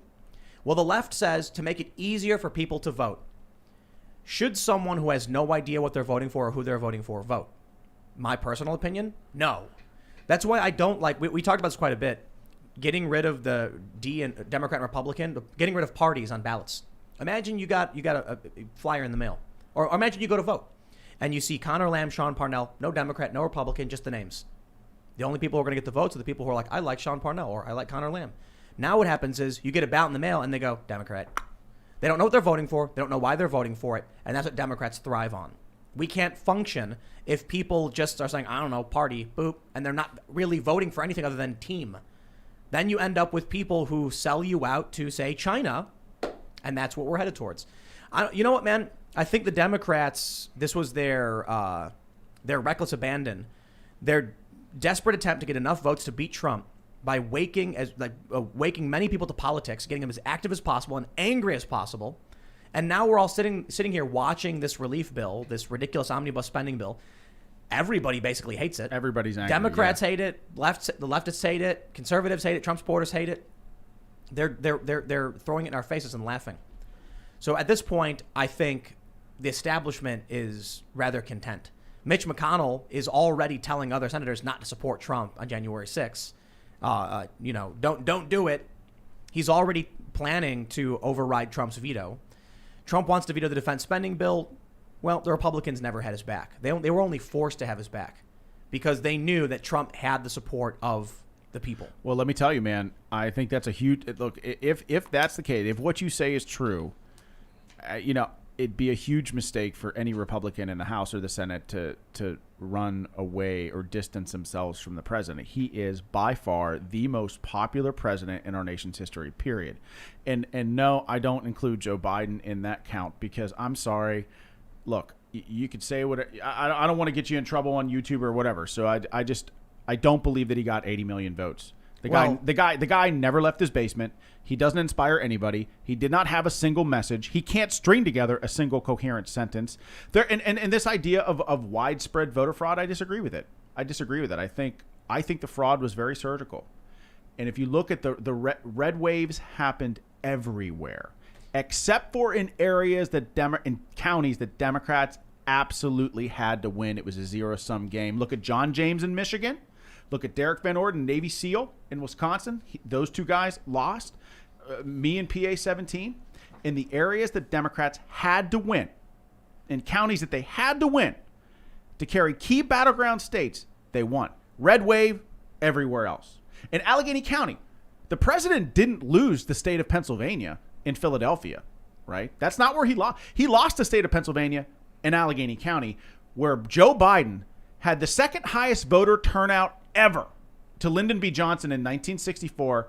But by the way, Joe Biden got a couple thousand fewer votes than Lyndon B. Johnson in 1964. But in 1964, Allegheny County was 30% more populous. There is a very easy, simple explanation. The media had been screaming "Orange Man bad" nonstop. That's correct. And then they launched universal mail-in voting. And so what I was saying was, in the month or two leading up to the election, you're going to have, this is really funny. I don't know who said this to me. I said, you're going to have a parent, the mail-in ballots are going to come into the house and they're going to go to their kids who are like, 18, 20, and they're going to be like, did you vote yet? You got to vote. You got to vote for the Democrat. And the kids will be like, I don't care, Mom. And then I think it was maybe Michael Malice who said, no, it's going to be the other way around. The college kids come home and go to their parents and go, we got our ballots. You got to vote. And you got to vote for the Democrats. And the parents go, sure, fine, whatever. I think one of the reasons why we see many of these votes were just for Biden, nobody else, was because these people don't vote. They were like, orange man, bad, have a nice day.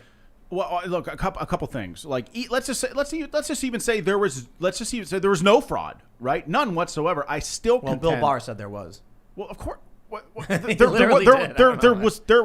there was fraud, right? There was, But Bill Barr said not enough to affect the outcome. This was a new statement too. Look. My point is, let's just pretend that there was none.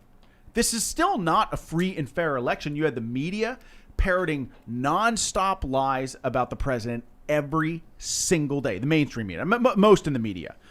And then you had big tech censoring stories that would have probably made people switch their vote from Joe Biden to Donald Trump. Yeah. The Hunter Biden story is a prime example of that. You had the oldest newspaper in the country, right, the New York Post, come out with a story that was perfectly vetted, fact-checked perfectly. You had Tony Bobolinsky come out. The media ignored it 100%. Like something like 10% of the people who learned about this after the fact said, hey, if they knew about this Hunter Biden story going into November 3rd, they probably would not have voted for Joe Biden. And that right there, in and of itself, is enough to switch the outcome of the election. So the Democrats control the cultural institutions. And so it's a problem. And now with Act 77 and the mail-in ballots, specifically in Pennsylvania, they control the ballot box too. Dude, you have secret ballot counting.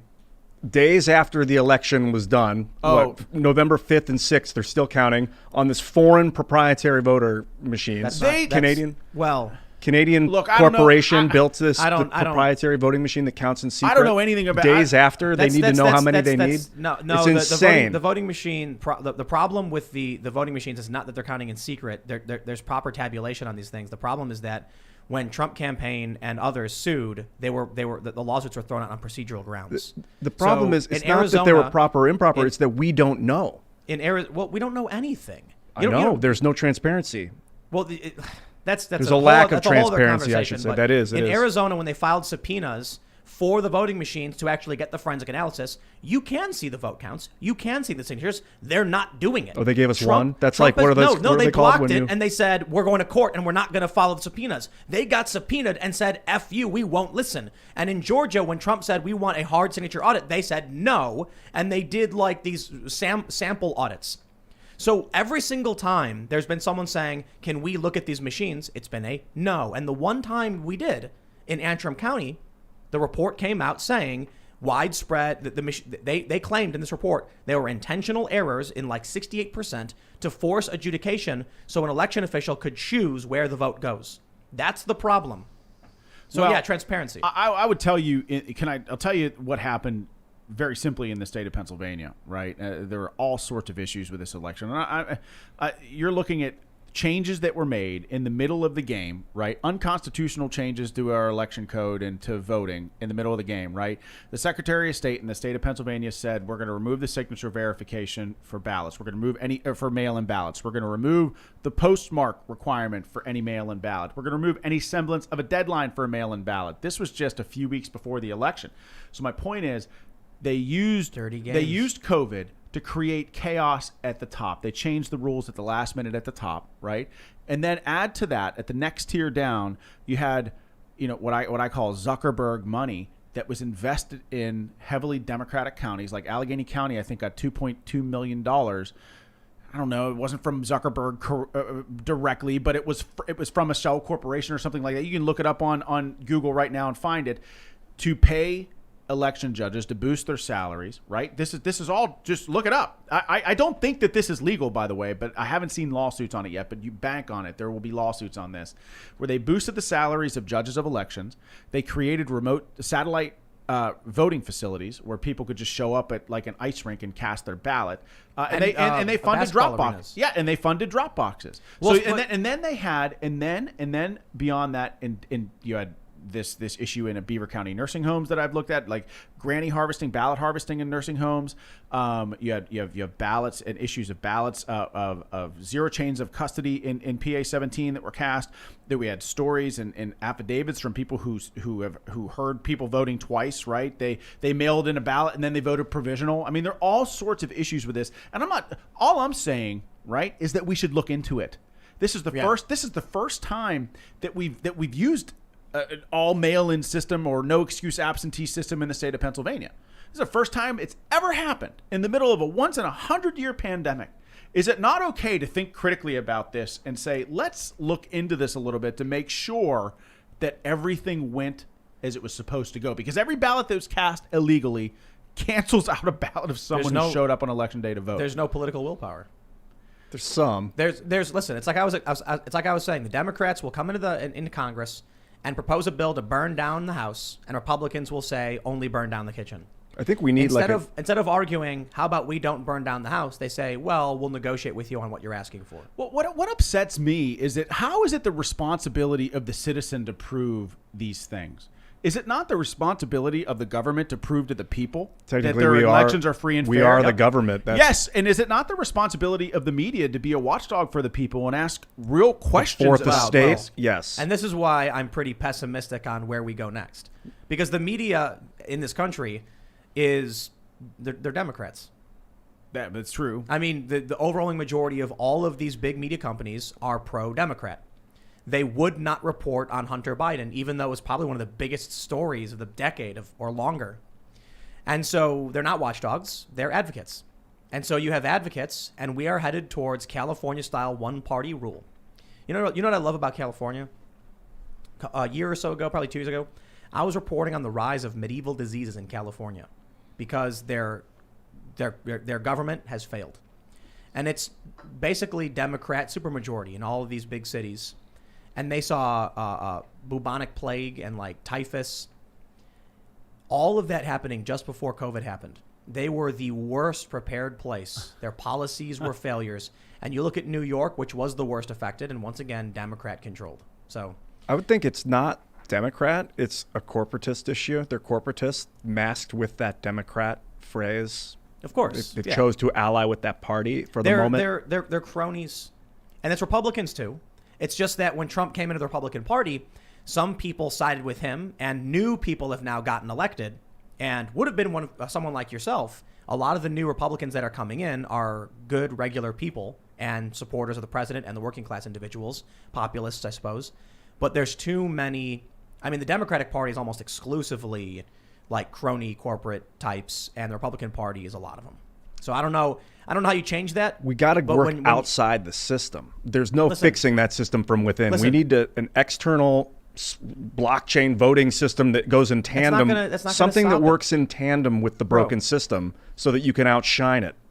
I see what you're saying, but listen, I just had to explain to somebody how the government printing 35% of all U.S. dollars in 10 months was taking away their buying power. I'll tell you what's civil disobedience, not paying that debt back. They don't understand what that means. And the little response is, what do you mean? The government's giving me $600.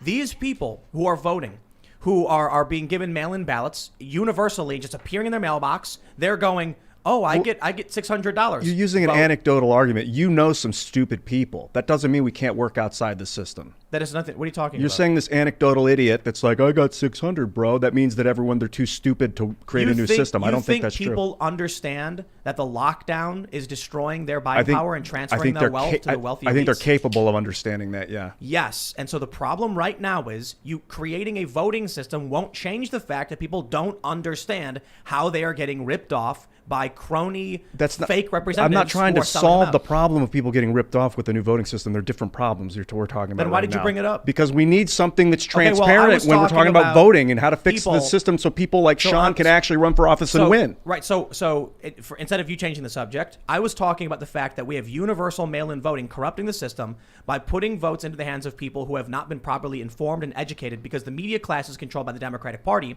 So instead of being told, here's why you should vote for this. If you like this, this is for you. If you like this, is for you. They're saying this person's a fascist. You have to vote for this. And then regular people who don't care, don't pay attention, who have been inundated for 4 years about the evil Cheeto dictator, get a ballot in their mailbox and go, yeah, Trump is bad, I guess. Well, I like your idea of taking R&D off, but I don't think you can ever stop, manipulation, media manipulation. We just got to roll with that. Well, the problem is we have a corrupt big tech is the main issue. If we had an honest, censor-free social media, then people would start to get upset with seeing fake news and then seek out alternatives. You can't do that because Google will ban you. You can't even talk about some of these lawsuits because Google will ban you. I can't even say words in a certain sequence for YouTube. I know, it's hilarious. And the thing is that this isn't like just me speculating, like, release the Kraken. You're involved in a lawsuit. I'm seeing it. I'm involved in a lawsuit. I'm seeing it firsthand. This is not just me, and this is not about me winning an election or Trump winning an election. This is about Democrats and Republicans having faith in the system. And Democrats right now, I find it funny when a lot of establishment Democrats or everybody basically in the state of Pennsylvania, from the governor to the attorney general to the secretary, they all attack me now. But they attack me as if I'm a Republican, and what I'm doing is that for the benefit of the Republican Party. No, that's not true. Works. No, it doesn't matter. It works. The thing is, for me, is that I'm actually fighting for Democrats too now, because they might find themselves on the receiving end of unconstitutional mandates from a Republican governor someday that they might not like very much. And we got to get rid of. I think we really got to get rid of party lists on ballots. I think that would be a big first step to solving this. If somebody goes in, if they get a ballot. They might know Trump is bad, so they might not vote for him, right? But if they get a ballot that says Connor Lamb, Sean Parnell, and they don't know who you are, then what do they vote for? Right now, people are voting on party lines, and that's the problem, because you end up, if you do that over a long enough period of time, we just had a transgender Satanist anarchist win the Republican primary in New Hampshire for sheriff because people just saw the Republican and voted for her. And once they found out who they voted for, they freaked out. Like, I can't believe I voted for this. And it was like, that's interesting. That's your fault. I didn't. I heard something. I saw something about that. But that's interesting. Yep. So I think we need that. Getting rid of parties will be a good step, because people might just go in. I guess the problem there is people might just vote for the first name. They might, and then whatever's on the ballot. So we have to figure out. It's tough. It really is. Well, I'll tell you this. I don't know solutions to the problem, but. I'm fairly pessimistic to the point where I'm going to be buying a large property in West Virginia, and now, to be completely honest, I don't want to make it sound like we're buying this property in West Virginia because we're freaking out and fleeing or anything. We're doing it so that we can have ATVs and film videos and do skateboard jumps and stuff like that. But I don't want to live in a city. That's true. I don't want to be anywhere near these cities right now because of the riots. Because the potential for unrest, and I don't know what's going to happen come January 6th, but people are going to get angry. Yeah, I think people look. I don't disagree that we live at a highly divided time. I don't disagree that maybe there are some rough times ahead, but I don't think that I'm still going to fight like hell for the Commonwealth of Pennsylvania and for this country. I'm still going to fight to represent the people, whether you have a rank as a captain in the military or a title of congressman or senator or governor. None of that. Titles don't matter. Okay. But fighting for this country and fighting for really our children to make sure that they inherit a country that's rich with opportunity, regardless of their political views, that's worth fighting for me. And, I'm going to stay in the fight for that reason and that reason alone. Right on. And so I'm not going to run from it. I'm like a week away from painting my face blue and riding a horse on Harrisburg to lift these lockdowns. I'm so sick and tired of it, because I'm sick and tired of seeing people struggle. Yeah, I'm sick. I never thought in my whole life that you'd see food lines in my hometown every single week by the thousands before Thanksgiving and miles Christmas. Long. It's not okay. The government does not have a right to deny your ability to make a living. Dude, in this technology era where we have access to vertical farms and electricity almost at will, why is there so much poverty? Why is there so much debt owed to the private bank, the Federal Reserve? Now, why? Well, the issue of poverty is that it's relative. If you're comparing somebody who makes less than $13,000 a year but has a refrigerator and air conditioning, clean running water, to somebody in 1900 who was poor, it's dramatically different. That person would be considered very wealthy by those standards. The saying goes that a person living in poverty in the United States today has better dental care than Rockefeller did when he was, the richest guy. But they're in debt. Well, I would also say that everything that you said is true. Of course, poverty is relative, but I would also say that many of the people that are in these food lines today were forced into poverty by their government. Yeah. And then many of these people who are in food lines today, because Governor Wolf never took the appropriated funds to invest in our unemployment system, got shunted into the calcified bureaucracy of our unemployment system in the state of Pennsylvania, and were never able to access the unemployment funds for them. So not only were they forced into poverty by our government in the state of Pennsylvania, they weren't able to access their own benefits because of the government. So now many people find themselves in food lines because of the government. Now I'm just opposed to that. I'm opposed to too much government intervention in our lives is a bad thing. I think people, if left to their own devices, again, we can protect ourselves from COVID and we can allow people to make a living.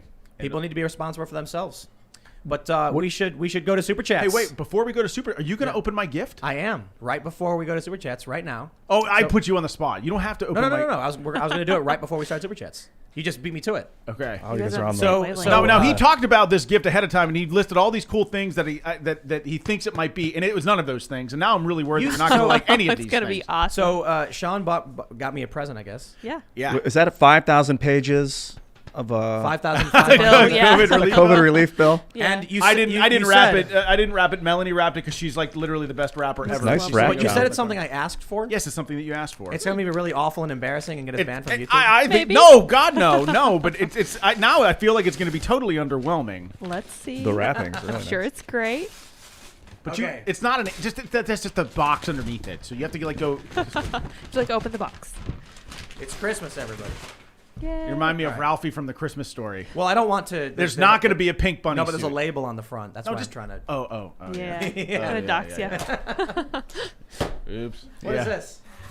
Oh, Open it up. This is a pretty good present. Open them up. Open them up. This is a pretty good present we got here. Yeah, maybe a little bit self-serving. Oh, yes, perfect. But here's the deal. These are all my books, and so for the people that are watching, you guys didn't even know that I really wrote books before I came on the show. I don't does. come onto this program and hawk my product. Dun, Right? dun. What's All Out War about? These are all my books. So, Outlaw but Platoon. So- Perfect. so- Tim, it was back a- me up here. Like it- I have never hold come on, on the show. hold I don't on. hawk a product Hold on your on. show. Of course You not. know that. You bring me a present. You told me to bring it. Yes. No, I showed up. I come out. And you're here, and there's a box. I'm like, oh, and you're like, I got a gift for you. I'm like, cool. And then you're like, it's something you asked for. I'm like, great. It is. And then I'm like, oh, I'll open on the show. And you're like, oh, if you want to. I'm like, all right. This was a very clever move. No, it wasn't like that. It wasn't like that. You told me. Look, if I want, if I were going to hawk my book on, I would have brought it the first time. You didn't even know I wrote fiction. Yeah, right? not until So I. I don't Oh, talk hot. about this stuff. So I'm my just, point I'm is, just yanking you. you're like the last time I was here. You're like, you should bring your books. Yeah, you man. should bring your books. Yeah, I And said so bring some books. I did. And so you got me your books. That's great. Al Platoon is Appreciate my nonfiction book, but these are all my fiction books, and we talk about the left controlling levers of power and cultural institutions. Well, these books, like One True Patriot, is my latest book, right? And these books, I write about the threats that we face today. Right. Yeah. That like so in One True Patriot, this massive cyber attack that penetrated all of our government institutions and the Department of the all 5 branches of the military, the Office of the President. I wrote about that happening in One True Patriot months ago. Wow. So I try to look at the greatest threats that we face and put them in a story, an accessible story that people can like have fun with. Right. Wow. Yeah, wow. And so like this doing is that. a franchise of books. The fiction is a franchise. What's the of books. nonfiction one about? And if you like guns and stuff and tech, which I know you do, like there's lots of cool guns in the fiction. Is that one stuff. about your platoon? Yeah, this is the book. Outlaw Platoon Outlaw? came out in 2012. I started writing it in 2007. But that book became like an instant New York Times bestseller. It was in 10 countries. I think it just came out in China.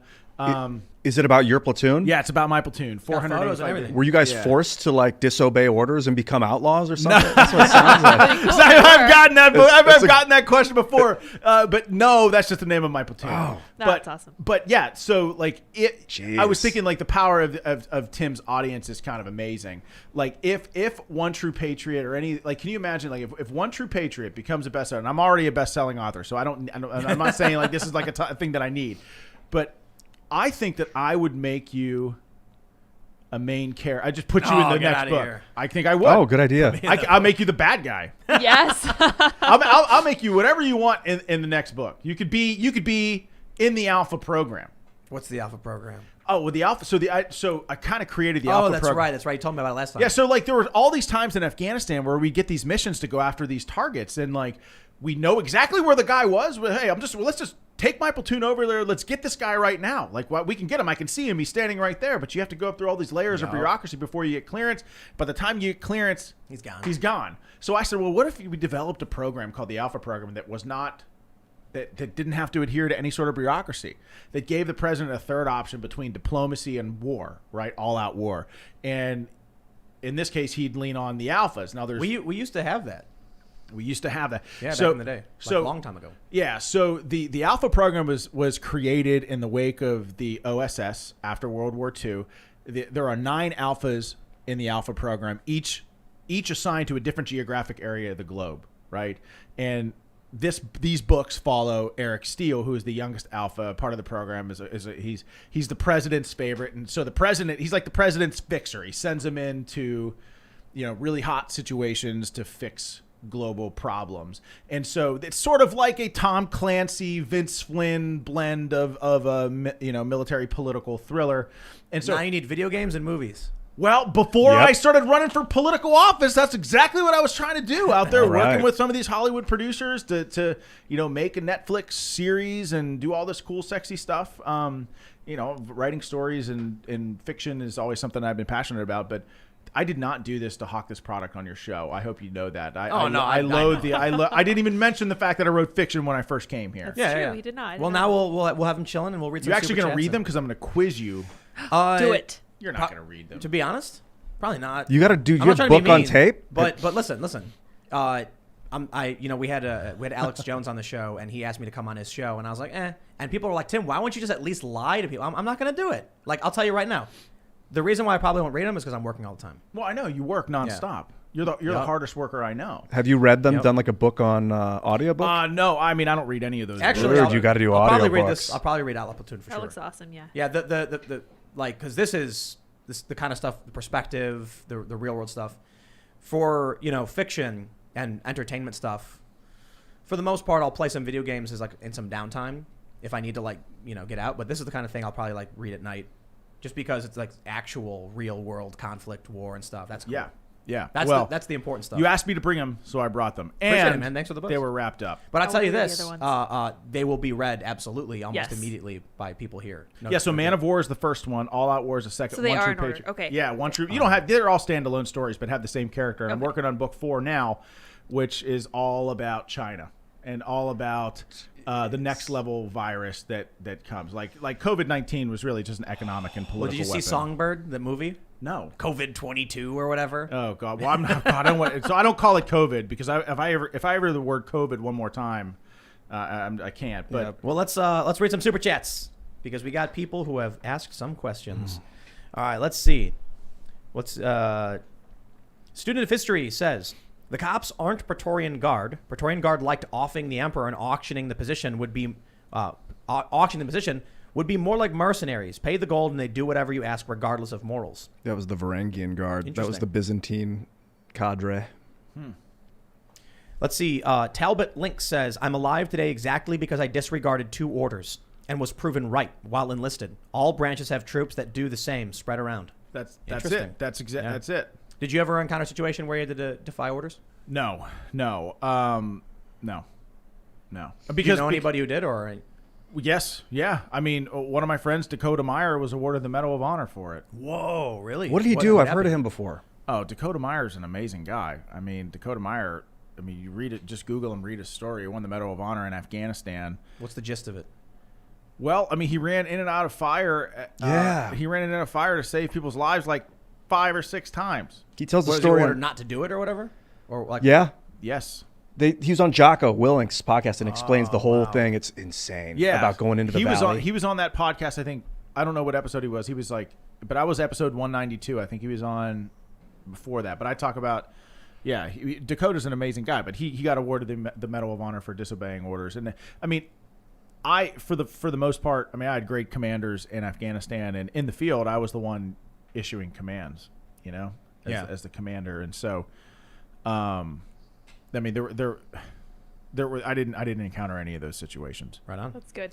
Wonder Racing LLC says Sean Parnell, one of the last great American politicians, and he puts it in quotes, left in Western PA and our great state of PA. Keep fighting, Sean. Millions of patriots are behind you. I will keep fighting. I will. You can bank on that.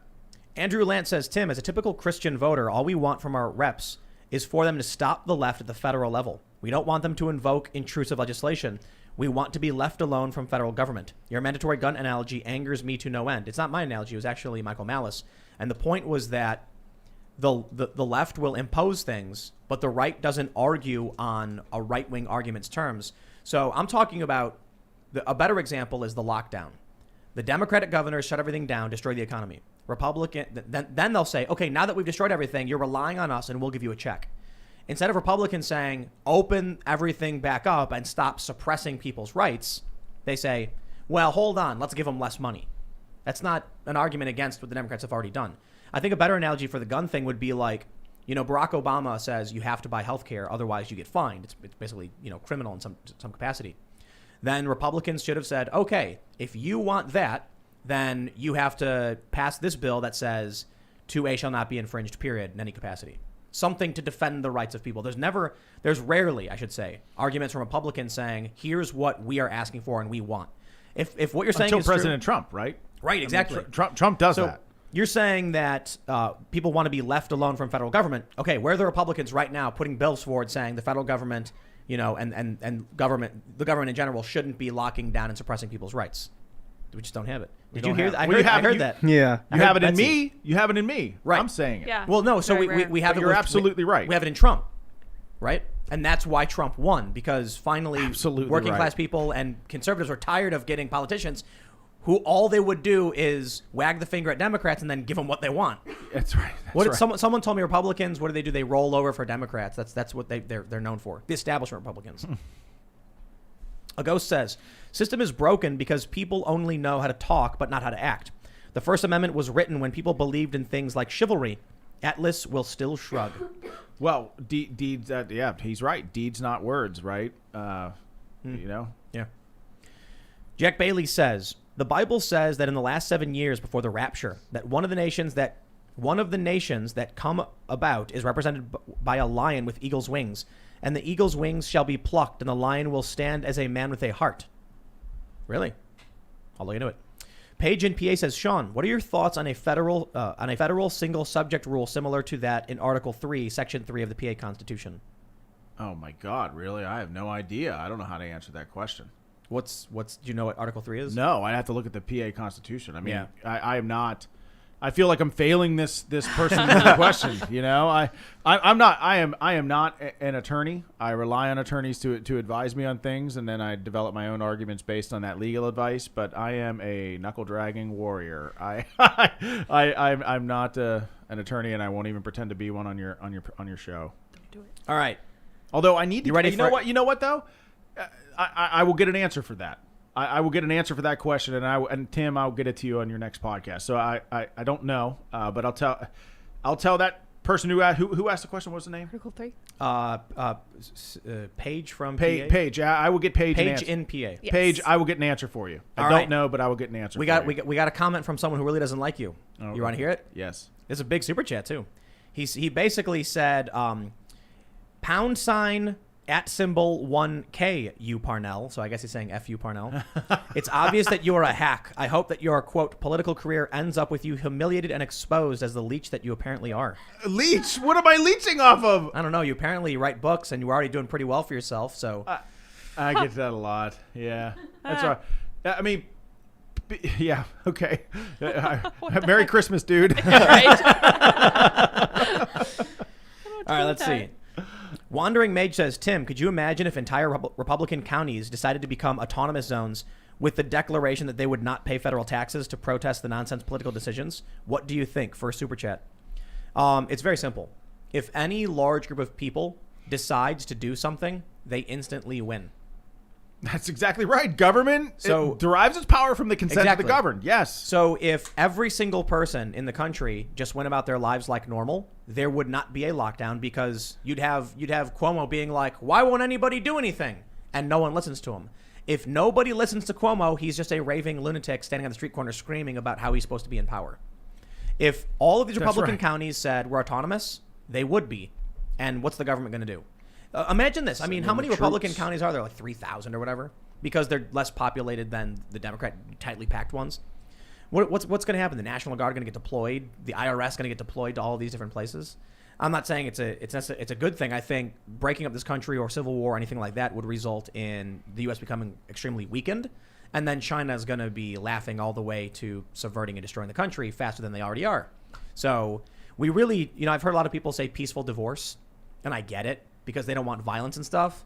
But that means we're already in deep trouble. It's only peaceful if both people want it too. I don't want that. Well- I want to preserve this great country. This country is great. And by the way, like diverse political opinions is also good. Like discourse and debate is also good. Like that guy that said F you to me, okay, that's great. I don't mind that. I can take it. I put myself out in the public sphere. If people don't like what I have to say, they're more than entitled to say that. But the difference is I won't censor them because I disagree with them. It's crazy how, there are a lot of people on the left who insult me for a variety of reasons. It's funny. I get the Young Turks did a segment basically calling me ugly for for no reason either. I don't That's how the radical left is. That's what how they they do. roll. Well, They so- just attack you personally. They attack you personal life. I mean, we did a ad segment. hominem, I think we that's did a segment where I was citing there's 5 different studies that show conservatives tend to be more attractive than liberals. And I was pointing out that a feminist explained this to me as a way to describe privilege. Somebody who's been attractive their whole life has had an easier go of things, and they think if it was easy for me, it's easy for you, not realizing they've had a privilege in their life. The Young Turks decided to run the segment making fun of me and calling me ugly, but then ultimately saying I was correct. It made no sense. But here's the funny thing. The way they made fun of me is the exact same way the hardcore Trump supporters make fun of me. The thing that matters most, I literally don't care. Like I question why the Young Turks would do a weird segment where they agree with me but then mock me. Like, what are you doing? Trump supporters who are making fun of me and calling me ugly or whatever. It's like, okay, like what am I gonna do about it? Am I supposed to cry? I don't know. I can't do anything about do it. you get called ugly often? I don't see that. I don't think. No, you it do. was the Young Turks was because I did a segment saying yeah. liberals were ugly, I guess. Yeah. And so they wanted to make an issue of it. Yeah. But the ultimate point is, why do people care so much about it? It's like you're gonna get hate. People are gonna, I go on. If I really want to, just make sure I keep my ego in check. All I gotta do is open my Twitter notifications. Yeah. And it's just a string. I know. I was like, do you read Twitter? These Twitter notifications are rough. He's like, dude, if I wanted someone to insult me, I'd hire what would you call it, an S&M, someone to come whip you with the chain or something. That's Twitter. I know it's All funny. right. Mike G says to Sean Parnell, great taste, GNR. I'm wearing the same shirt today. Also, Alex Great album. Padilla became the first Latin rep in CA, and they're applauding this. Meanwhile, Texas had its first rep in 1916. Whoa. Yep. We got some spicy super chats I can't read, but they're basically saying Civil War. Oh yikes! I mean, they're literally saying it, and that's the issue I'm saying of like if conservatives are now spraying down cops with pepper spray, you don't want. Look, it's a quote from Joe Rogan that goes viral all the time, where he said the guys who actually know what war is like and who experienced it are the ones saying you don't want this. We'll never advocate for it. Exactly. But in this quote he says, and it's these, it's like basically Antifa, they're screaming and demanding it, and as soon as they open that floodgates, they're going to regret it. Well, yeah, those who've seen the horrors of war almost never advocate for it openly. And by the way, like I've mentioned this before in your podcast. I don't. This nation can be saved, and I would argue that great leadership can pull us out of this thing, and so God, I hate to even. It bothers me that people feel so distraught and hopeless that that's right where their minds are right now. But I'm here on this program saying, don't give up hope, don't lose heart, stay in the fight. America is worth fighting for, and. Let's fight with me. Hell, if you're in Pennsylvania, stand with me and fight with me. Let's see. Army Chief 2005 says, thank you for having this patriot on your show. What was it, third time now? Yeah. I know, man. This Yeah. is crazy. And Well, you're always welcome to come And I hang didn't out. even hawk my book until the third time. I know, right? Christmas. It's a perfect time, actually. You know, you guys should check out his book if it's the kind of stuff you like. That's a business tactic. You jab, right hook. So you just jabbed a couple And times. if your and you viewers send put them. One True Patriot on the bestseller list, man, you're That'd be going so it. You're cool. going it. How do Where you- can how they do you- buy it? But Yeah. how do you do that? How do you get on the bestseller list? Like, Oh, you so gotta sell a lot, right? a few thousand books. Really? That's in it? a week. That's it. That's a lot. I mean, like, you know, the problem with fiction, the reason why it's so hard to make the bestseller list in fiction is because you're going up against a guy like Stephen King who has Yeah. 3 books at any given time on the Or bestseller like, list. you know, the 12th Harry Potter. Or Yeah, whatever. well, yeah, like there. So yeah, you've got. So to which se- one? One True Patriot. You That's said? the latest one. That's the one that just came out. If this, because I'm working on the next book now. If your audience gets that book on the bestseller list, I'll put Tim and this entire podcast in the next book. You'll be a main character in seen, all my books moving forward. Have you seen Jack Posobiec's? Agent Oh yeah, Poso? yeah. So I love what he's doing there because, again, it's not just Culture, the it's left. funny. Yes. Politics is downstream Except- from culture. Except when he brought some comics, and I pointed to the art of him holding the gun Yeah. with the weird attachment that's some kind of suppressor, and he was like, "I know, man. Like people who read this, like they know about guns. And they're probably looking at it. I'm I like, know the people that worked on that. Jack is great, but the people who work and I know the artists who worked on that comic as well. They're total pros, like Marvel and DC It's good comic. veterans. Yeah. They're good. Yeah, They're good. right on. All right, let's see what we got here. Soul Invictus says, could not disagree more. He says, violence is necessary because others will choose violence. You have no choice but to retaliate. If you have to do something horrible, do it quickly. Don't force others to suffer. Well, I think the important thing there is defense is acceptable in terms of the violence conversation. Protecting yourself from someone who means to do you harm is legally like. I mean, and Yeah. I would even go. Yes, and in Afghanistan, you know, what's so fascinating about this topic is that we never would have fired our weapons in Afghanistan unless we were fired. I mean, if we weren't fired on first. The only time we ever shot our weapons is when we were shot at first in Afghanistan. Outside of that, we were driving coloring books to kids and building wells and humanitarian assistance. The problem is we just got ambushed and direct fire attacks every time we left. I can easily disprove this comment on anyone advocating for violence. It's really simple. It's the reason why China isn't sending boats and planes and storming the beaches and attacking. It's why they're using 5th generational warfare, because violence isn't effective, especially in the information age. It makes people not like you. They won't listen to you and they'll resist you. The most effective thing you can do is win them over through propaganda and media manipulation. That's 5th generation Money, warfare. finance, Yeah. Yep. buy them out. Exactly. It's easier to give someone money than it is to try and force them to do something. You're just like, hey, I'll give you $1,000 if you do it, and people might just be like, okay. But the other thing too is when it comes to what's going on with COVID, violence is totally Antithetical? No. What I want to say is like it would have the opposite intended effect. If everybody who's upset with the COVID lockdown just said, okay, I'll go and open my business, there wouldn't be one. It'd be over. Like, Yeah. it's like, this is what I explain to people. When I was little, I'd have a friend and I'd be like, hey, you want to go skate? He'd be like, I can't, I'm grounded.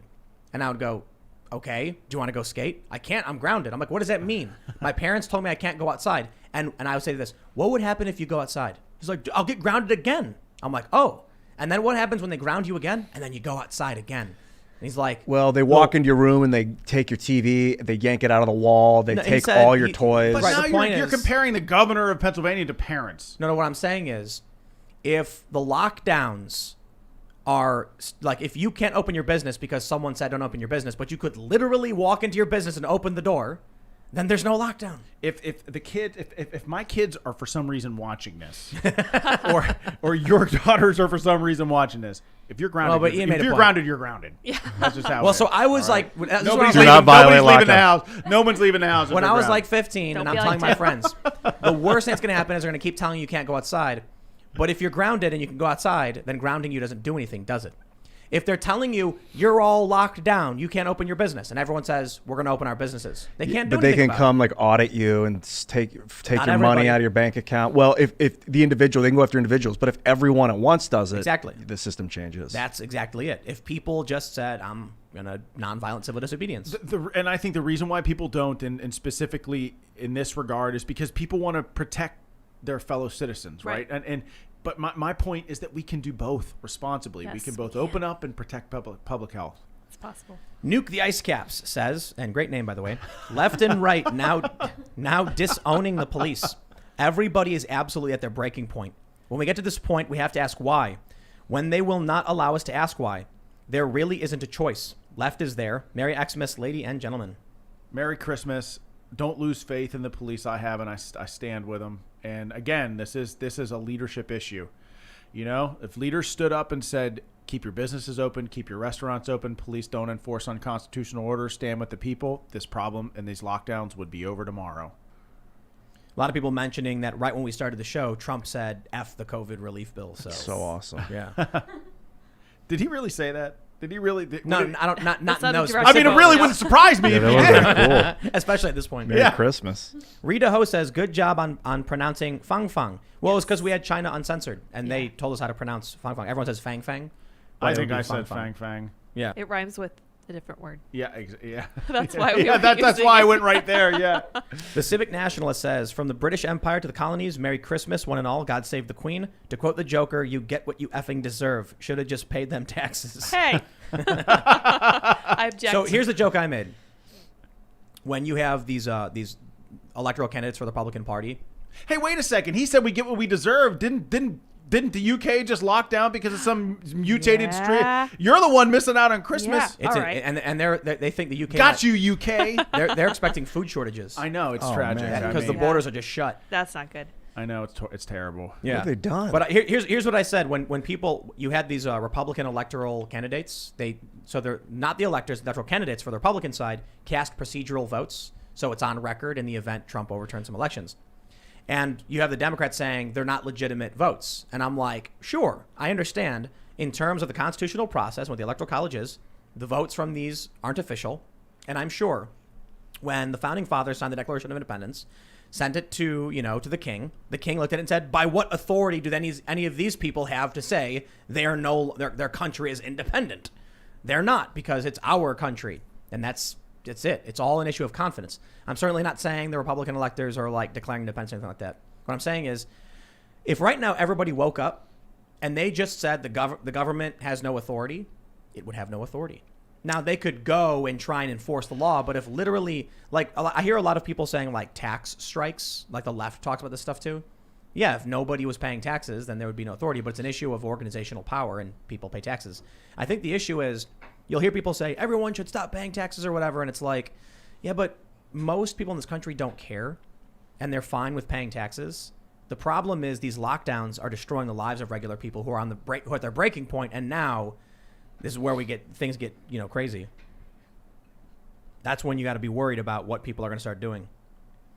All of it could end if we just lifted these unscientific Protect the lockdowns. vulnerable. Yeah. Special protections for nursing homes and for people who have pre-existing conditions and Absolutely. comorbidities. And also direct resources to those programs as well to protect those people. From a 99.7 recovery rate for the 99.99 survival rate. This is it. Across The entire globe. every age group. Right. The world, the human world, locked down, shut down their businesses for a virus with a 99.99% and what I say, recovery rate. I say, like, if, and again, I'm gonna say we should take it seriously. We should protect the vulnerable. I got to say it every single time because I'm telling you, some leftists will take this out of context and attack me with it later. But if this virus were as bad as some are making it out to be, the government would not have to mandate people stay home. It's often the So this ourselves. one's funny. Have you guys heard about this new signal that came out of Proxima Centauri? negative. That Yeah. was like, so there's something called the WOW signal. It was, we're scanning the space and we got this weird radio signal. Well, another one just happened. We got a super chat. The alien radio signal from Proxima Centauri has been decoded. 60,000 mail-in votes for Biden. Oh, okay. Unsurprisingly, I it took love a few it. weeks to get here. Mafu says type 6 if you're going to D.C. on January 6th. There will Oh. never be a Biden presidency, he says. Have you heard about what's going on January 6th? Alex Jones put out a video where he said 10 million people will descend on D.C. will occupy D.C. I don't know what to say to that. I don't know anything about that. It's a big protest plan for the day that the joint session is going to happen. And I've had some people hit me up saying they're going to D.C. that I don't think are particularly politically active in that sense. So I wonder if I think there's going to be a really massive protest in DC on the 6th when the joint session is supposed to happen. We'll see. Yeah. We'll see. Daniel Maxwell says peace requires that all factions involved desire peace. Violence results when one faction chooses to use force to get their way, and war results when one or more of the remaining factions decides to defend themselves. Interesting. Yes. XD Interactive says DC was appropriated for government use. It can't be a state by the Constitution, and that is not an amendment. It can't be changed. At worst, they could give it back to Virginia. That's the thing. It's the when they say make DC a state, that makes no sense. The reason why DC is federal property is because the federal government operates outside of the states, and the founding fathers, or at the time the Federalists, didn't want one state to have control over the jurisdiction the federal government operated in. I agree. I just think that the left doesn't care about the Constitution. The radical left does not care about the Constitution. Of course, yeah. The Captain Z says Southwestern PA here. Greene and Washington wouldn't take this stuff, nor are the counties that bear their names. If there's a divorce, do it county by county, not state by state. We have the food, the energy, and the power plants. California actually has a lot of... They also had a team working with them, like Ben Franklin, John Adams, and they were writing documents and new forms of governance so that they could not just destroy the system, but create something new. I have, and actually a lot of people don't know this. I could be wrong about this, but there was some inspiration from Native American governance, because there were a lot of them were tribal, and they had certain voting processes that the founding fathers looked at and were like, we could incorporate that somehow. It's interesting.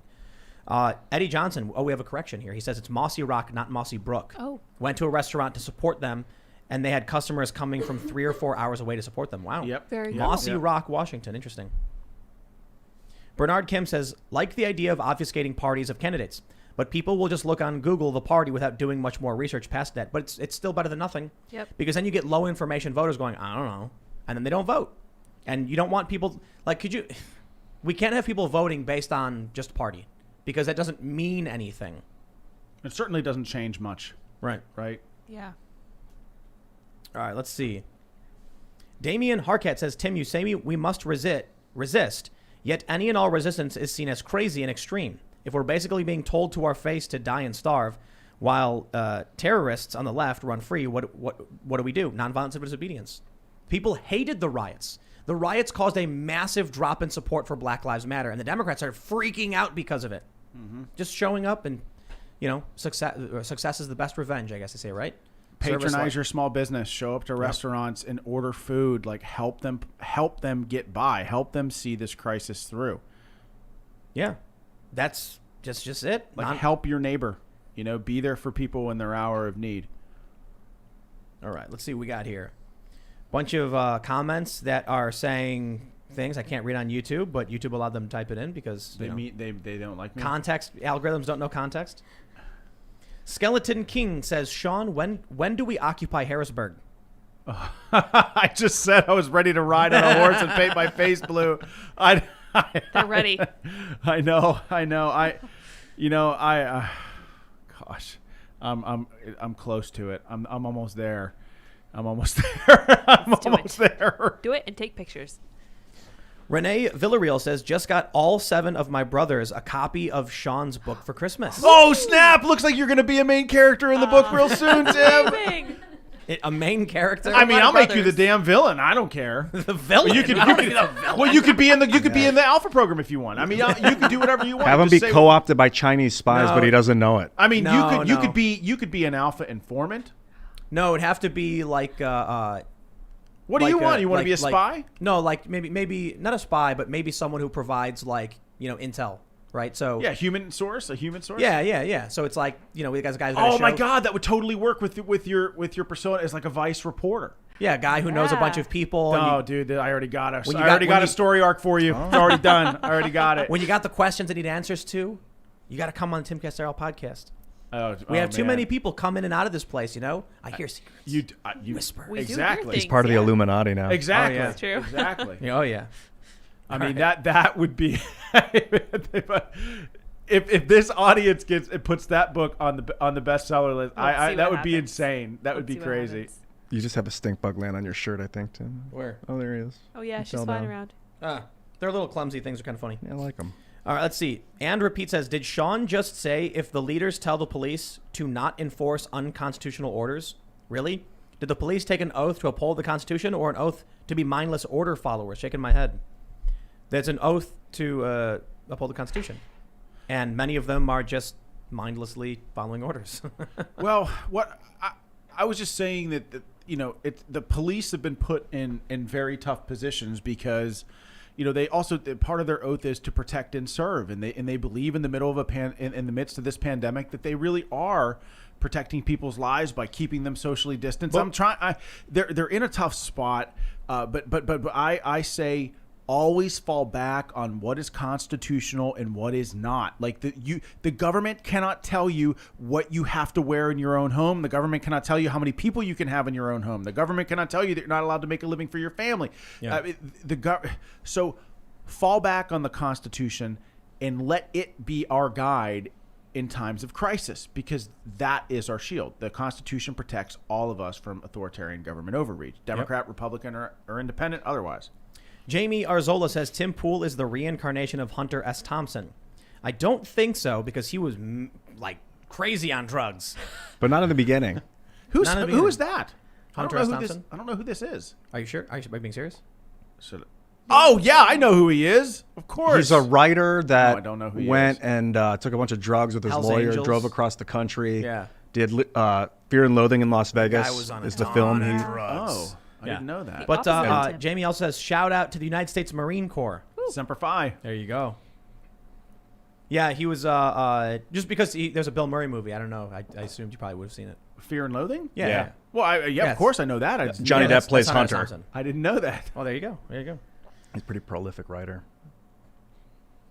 The Dutch Master says, I've never been to a protest before, but I am 35 and have been politically active since 16. I'm flying to D.C. from Seattle to participate in the protest. Wow. Oh, boy. It's going to get spicy.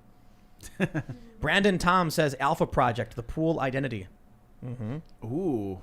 Ben Jamin says, Tim, you should live stream the January 6th boots in the ground. I'd love to meet you. So we were actually thinking about going to DC for the 6th event and doing the show from the production van or whatever, but the internet's going to be down because there's going to be too many people. That's why we can't do it. Unless we had a satellite dish, but we don't have that, so. Let's see. DT Wiz says, where do 10 million protesters use the restroom? Yeah. And that's the big challenge. You know the answer to that. Titan Tech 90 says, I bought all of his books. Looks like Tim Pool is going to be a main character of a book. Yes. Well, specifically, you need First of all, I can't. That would be insane. I mean, I didn't even. that people are actually going to buy your book. Well, of course they'll buy your book. Well, no. It was the best No, one. I'm just saying it's very, very difficult to get a fiction book on the bestseller list, but it's amazing. Your audience is awesome. I mean, All right, on. Yeah, good compliment from Sean Parnell to all you guys watching it. and I mean, listening. seriously, every time I come on the show, I mean, yeah, I hear from hundreds of people who watch you, and I think what's interesting, Tim, is that like in times of sort of universal deceit, people seek truth and have a craving for truth. And I think your show is one of the shows that they turn to in this time, and so See, I got to point out again when Alex was on the show and he said, I want you to come on my show, and I was like, I'm probably not going to do it. People were like, they expected me to be polite and just does lie. Alex and- still have a show? Yeah. I Band mean, Video. he's doing really well with it, actually. What? He has his his own new website. His own. So I checked I out didn't know. Band.video a while ago. It's where he has his own. He basically cloned YouTube, and he gets good viewership. I mean, the dude clearly is still doing well for himself. Yeah, But I wasn't trying to. I'm not trying I to. don't really know anything. I haven't ever watched any of his But- stuff, but Yeah, I mean, to be honest, I've only seen a lot of the clips. But I've only seen him driving through an MRAP screaming out of a Yeah. megaphone. That's literally like all I know from But Alex Jones. the point is, I'm not trying to be mean to him by saying like, I don't know, I probably won't do it because I work nonstop. So when you say like, are you gonna read my books? I'm not gonna lie to you. I could. I'm not gonna do it. Well, I mean, that doesn't surprise me. I'm trying to be because mean though. I mean, I But get I'll read it. this one for sure. Like definitely that one really is intriguing. I mean, I don't take I offense love to it it at too. all. Like most, it's like I love reading. I've read. We have voraciously. probably like how many books we probably like 1,000, 2,000? Yeah, easy. Yeah. People send us books like crazy. And we And the read best them. part is we get a lot of manifestos. So I have a P.O. box at timcast.com/donate, and we get manifestos all the time. And I feel kind of See, bad. this bodes well for a character in a fiction book. Oh my god, my mind is already like going crazy. Some with of them this are story. crazy. I got one that was probably like 300 pages once. Yeah. And I'm like, I could never read this. You know, Could you imagine if you get a manifesto in this story and the manifesto is actually like the diary of a guy involved in some crazy terrorist plot that all of a sudden now the Alpha program has to step that in? implicates certain government individuals that were Yes. infiltrated by the CCP. Yes. I And know. so- See, you're already there. I can tell. You're already with it. All right, let's see. Let's do a couple more super chats here. Nathan Nat says, in response to the Marine shout out, rah. There you go. There you go. Semper Fi. Robo Cheez It says, hey Tim, love the show. Robo Cheez-Its. Love it. I love Cheez-Its. Please. Robo They're, Cheez-It. they're just delightful. Yeah, robots. Robo Cheez It. All right, he says, please add when you live on different time zones, so when you're live on different time zones, so people like me who move a lot could find it easier and would also love to listen live. It is 8 p.m. Eastern, Monday through Friday. Sean Hollywood says, Trump to compel SCOTUS to intervene. How? Mike Pence to ignore contested state. This will trigger House to elect Trump. Biden will go to SCOTUS to contest. Cases will be reviewed on merit. I think there's no political willpower. Like you have 3 Trump appointees who are just like, Can I tell you? Look, I've got to be careful because I've got a case in front of the Supreme Court now, and I want to go into this saying that I absolutely respect the justices on that court and whatever verdict they would come to in my case, Tim. But I do think that the Supreme Court is also an inherently political body, and I do think that part of some of the justices are making the calculation. And again, this is just speculation. I can't stress that enough. That they're saying they want to be able to turn around to a Biden administration and say, look, like we didn't rule on this stuff. There's no need to pack the institution of the Supreme Court. Yeah. Oh my God. They think they're. I mean, they're trying to preserve the institution. What they're doing is they're saying elections are every 4 years, but the institution of the Supreme Court is sacrosanct. So they basically think they're going that even if they did rule in favor of Trump, they'd still lose. So their best bet is to, Play politics. beg to Biden or the Democrats not to disrupt the court. Wow. We need a robot to be the Supreme Court. I think it's I also think that if you're a justice, I think that's reasonable. I mean, I'm not saying I want them to take up my case on the merits. I think it's a strong case. I think Act 7, what violates the state constitution violates the federal constitution. The federal government delegates powers to the states to conduct elections as long as the states run elections in accordance with their state constitution. That did not happen on a number of different levels in the state of Pennsylvania. The case is strong. The Supreme Court should take it up. But it's an explosive case. There's a constitutional crisis, but also let's not forget that the Supreme Court is an inherently political body. And bureaucracies in general protect themselves, and I think the justices are seeking to protect the institution of the Supreme Court. I mean, that has to be part of their calculus. Yeah. Well, Sean, thanks for coming and hanging out. Oh, absolutely, And Merry man. Christmas. Hey, Merry Christmas to you guys too. Thanks for having me. Do we have as to say usual. Happy Holidays? No. Merry Christmas. No, we don't. Merry Merry Christmas. Christmas. Hanukkah. What else is there this time of year? Kwanzaa. Kwanzaa, yeah. Happy holidays to you and yours. Yeah. Happy Holidays. Yeah, Happy New Merry Year. Christmas, Merry Christmas. everybody. Merry Christmas. Thanks for having me again, Tim. I Much love to I know Christ. people who don't celebrate Christmas who are like, when I was younger, they're like, I don't understand why they even say Happy Holidays. Like, who cares? Like, Merry Christmas, whatever. It's What would Christmas. You Jesus get it. do if he Yeah. was around today with the internet? Merry Christmas. Something Merry like this? Christmas. Make a show? My Talking friends, about Christ, right? make sure to follow me on Twitter, Instagram, Parler at Timcast. My other YouTube channels can be found at youtube.com/Timcast and youtube.com/TimcastNews. We do the show live Monday through Friday at 8 p.m., so make sure you come hang out tomorrow because we have people coming to hang out tomorrow. And also, we're gonna if you guys want to, get Sean Parnell's book, One True Patriot is the right one, right? That's the new one, yeah. One True Patriot on the bestseller list. You only need to sell, what, a few thousand? I think a few thousand copies get you on the list. I mean, it's I know you say only, but that's really difficult. Well, because I hear stories about like 500,000 copies sold or whatever. Well, I mean, if you want to make number one on the fiction list, you got to sell 500. I mean, it depends on who's on the list. I mean, sometimes it's 5,000 copies, sometimes it's 10. But I think 5,000-6,000 copies gives you a good shot to get on the list. But Sean Parnell himself is one true patriot, and he's got a book. Well, I thank and you. he- I see what you did there, Tim, I like that. and I like it. I love it. So, do you want to mention your social media or anything? Oh yeah, I'm at Sean Parnell USA on Twitter and on Parler, and you can follow me on Facebook and Instagram as well. And he very, very conveniently got me all of these books for Christmas just to You open asked up for on them, Tim. You asked for them. Sure Let's did. not leave that out for your audience. You You're asked for them. correct. You said, No, for sure Bring I them did. down, dude. Sign them, and definitely. they're signed. Oh, they're signed. Excellent. Ooh. Where is the best place to buy them? Oh, you can get them anywhere books are sold. I mean, and there are audiobooks out there as well. I mean, it's really kind of cool to be able to write a Now they're gonna be worth franchise money. thriller. Yeah, well, when this makes the bestsellers, I'm gonna be like, what was I'm gonna it? find them on First eBay edition? tomorrow under Tim Pool's eBay profile. No. Right on. Anything else you want to promote? And we'll. No, Right, man, yeah, I really do appreciate as usual, Tim. Like you're great to me, and you get. I love having you on, coming dude. on the It's fun. show. I love talking about this conversations. stuff. Yeah, Yeah, it's I cool. loved the opening conversation about your military service too, because getting into that's cool, and that's why I definitely will start reading Outlaw Platoon.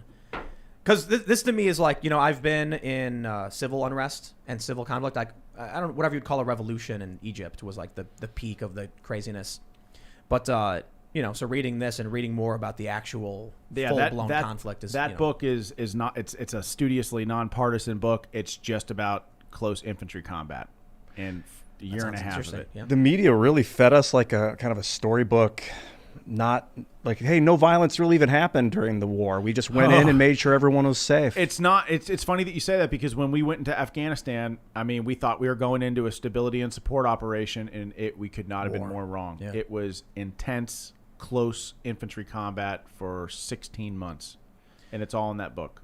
Smash that like button, everybody. There it Subscribe, share. Yeah. Smash the Well, like button. we have a That's graphic right. now, Thanks, so we don't have to You say need to as get much. reverb with it. Smash the like button. Button. You can also follow Ian. He's Yes, follow me, guys, at Ian Crossland. I want to give a special shout out to Jesus Christ because we were talking a lot about Christmas, named after him, Christ, the anointed one. He may not be the only prophet, but he spoke the truth to power. If he'd been a little smarter or maybe had better technology, they might not have found him and cut his head He got off. Or sold whatever. out, bro. Yeah, his buddies sold him out. He 30 relied. pieces of silver. But let's see what if we could live like Jesus and do it right this time. And how many?